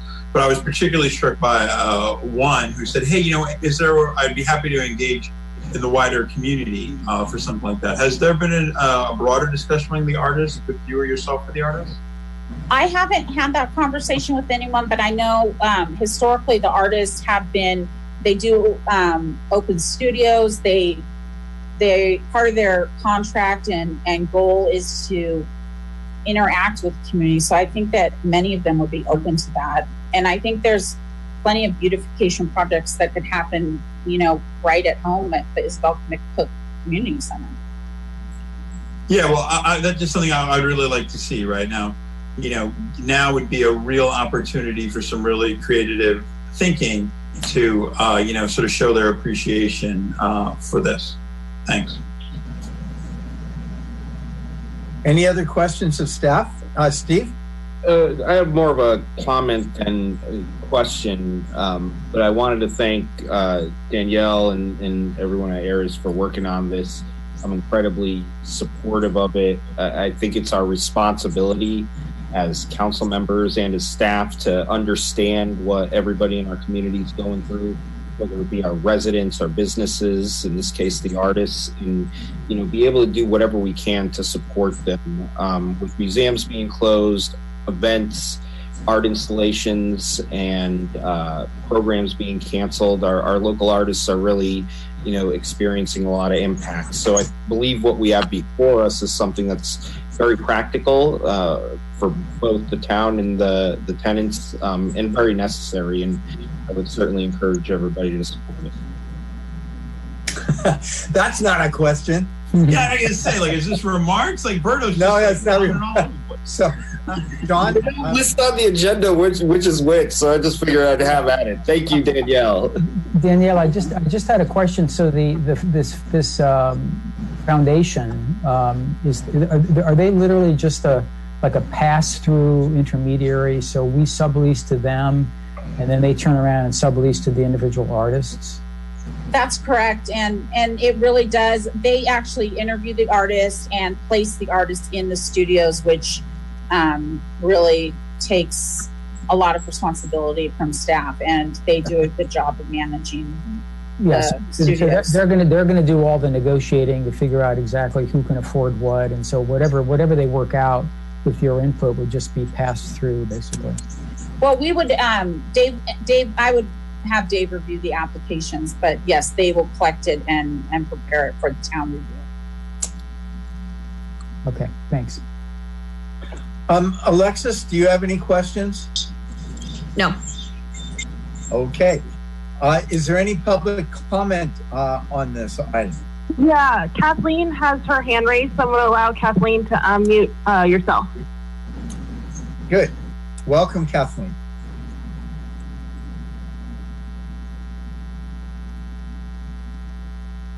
I can help you unmute, so I'm going to unmute you, so don't say anything yet.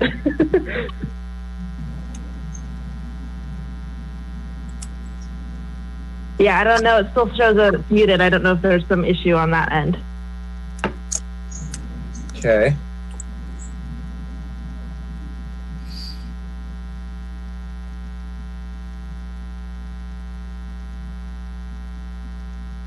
We can wait a little while longer, but... Yeah, and you have the ability to unmute yourself if you want to unmute at a later point as well. So Kathleen, if you can hear me, on your screen you have a little mute thing someplace on there. Mine's up on top, and yours probably has a line across it. Touch it and unmute yourself.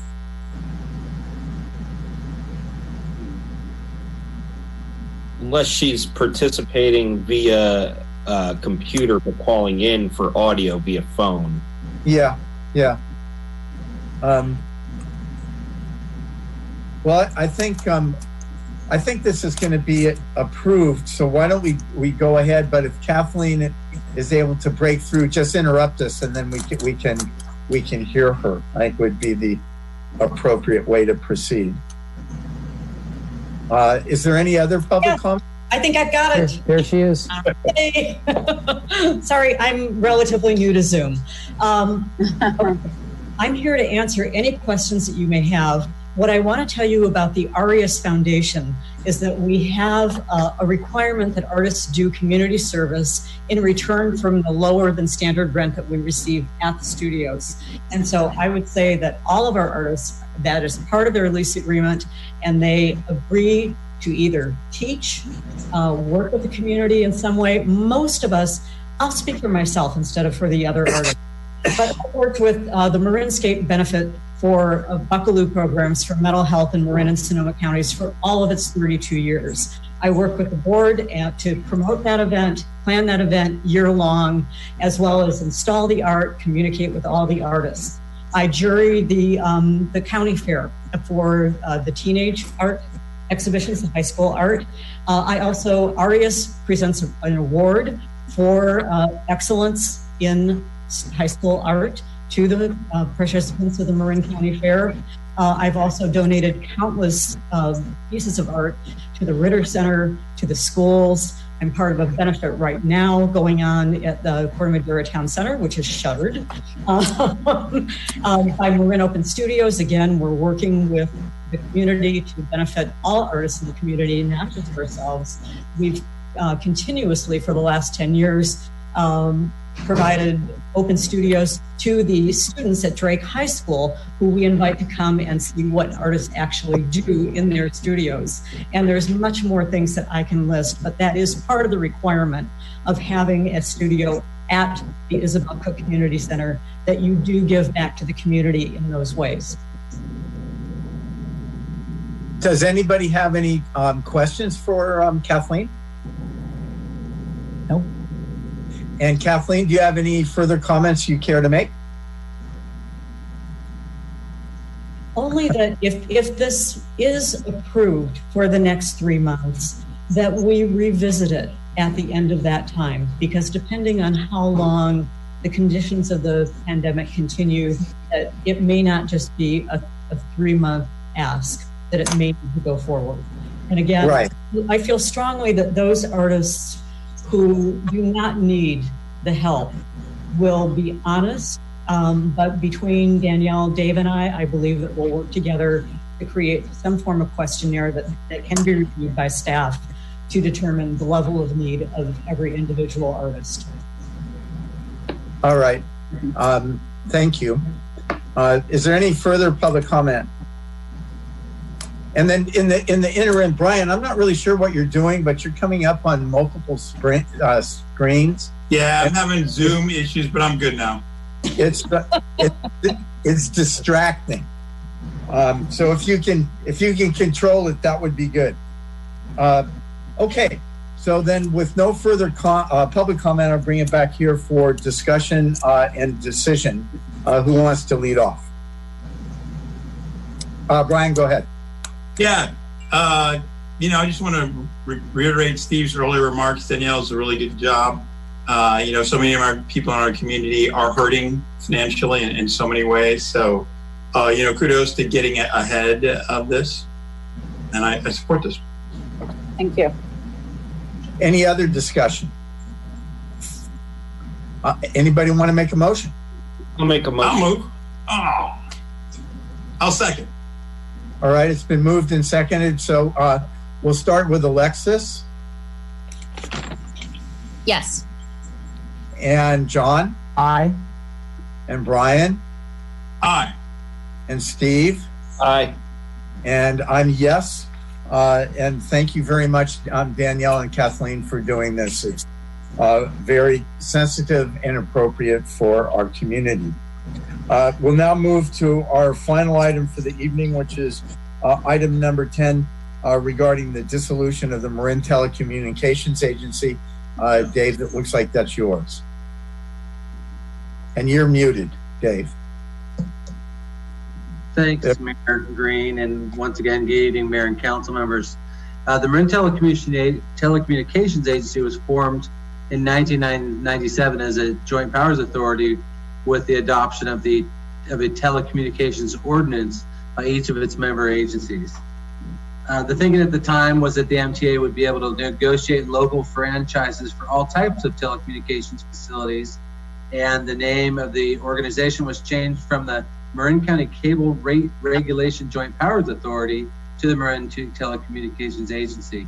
Since the MTA was formed, changes to state and federal law has eliminated local franchise authority over telecommunications entirely, leaving the MTA in a much more limited role.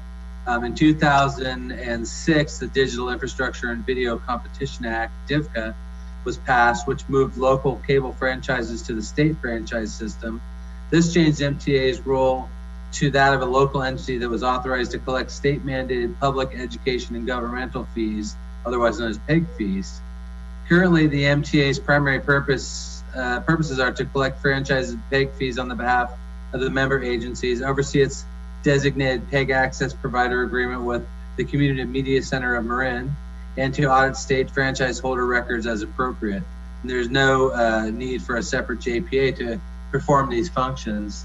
Late last year, the MTA board directed staff to begin examining alternatives to its current structure, including total dissolution, with each member agency assuming responsibility for collecting franchise fees and providing PEG access. Another option was contracting with one of MTA's member agencies or transitioning its functions to another JPA, the Marin General Services Authority, or MGSA. After analysis, transitioning MTA to MGSA was determined to be the most viable, efficient, and financially beneficial option. And on February 12th, 2020, the MTA Board of Directors voted 9-0, with one member absent, to initiate the transition by June 30th, 2020. The MGSA will also adopted the MGSA also adopted an amendment to its joint powers agreement to include cable television franchise and public education and government access as a part of a program under the MGSA. The attached resolution authorizes the MGSA to collect franchise fees and perform all of her functions previously performed by MTA on the town's behalf. The repeal of the ordinance that originally formed the MTA is necessary in order to terminate the MTA under its agreement of formation. Both resolution and the ordinance must be adopted in order to effectuate the termination of the MTA and transfer of its power to and obligations to the MGSA. If the recommendation described above is approved by a majority of the member jurisdictions, the last meeting of the MTA board would likely occur on Wednesday, June 10th, 2020, to close out the MTA. So the recommended actions tonight are to adopt the attached resolution and introduce by title only the ordinance to terminate the MTA. And I know Ford's on the MTA board. I actually was. I'm no longer am. Okay. So thank you, Dave. Any questions to staff? Seeing none, any public comment? Seeing none, bring it back here for discussion and decision. Who wants to lead off?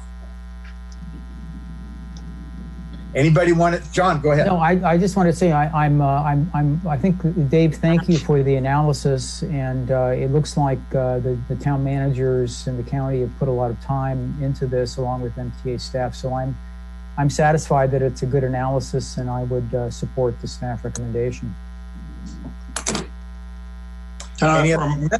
No, I was going to say, Ford, can I offer a motion? It doesn't give me a lot of conversation. Yes, please do. I'll move. All right. Is there a second? Point of clarification. Are we moving both recommendations at this time? No, I think. Well, I guess there's two pieces. One is the resolution to terminate, and the other one is the ordinance, right? Correct. You want to do one, and we need to do those separately. Yes. Which would you prefer I move, Megan? Resolution first. Yeah. I'll move the resolution. Can I just double check? Sorry, to make sure that we did try to take public comment on this. item? We did. You did. Thank you. I just missed it. Oh, it went so quickly. But yes, first resolution, then the ordinance introduction. And then Dave can do the dramatic reading of the ordinance title. Right. I'll move the resolution. Thank you. Second, Steve? Yes. Okay. So Brian, what's your vote? Aye. And Alexis, yours? Aye. And John? Aye. And Steve? Aye. And I'm a yes. And that brings us then to the second part of it, which is to introduce by title only and waive further reading of the ordinance to terminate MTA by repealing San Anselmo Muni Code Title 6, Chapter 3. May I have a motion with respect to that? I'll move the first reading of the ordinance. I'll second. Okay, it's been moved and seconded. We'll start, Steve, with you. Aye. And John? Aye. And Alexis? Yes. And Brian? Yes. And Ford is a yes. And Dave, you're the reader. All right. An ordinance of the Town Council of the Town of San Anselmo providing for the termination of the Marin Telecommunications Agency and repealing Title VI, Business, Professions, and Trades, Chapter 3, Telecommunications Ordinance of the San Anselmo Municipal Code. Thank you. And that brings us to the end of our meeting tonight. And I hope everybody continues to stay safe and adapt to these new conditions as well as possible. And thank you for a good meeting.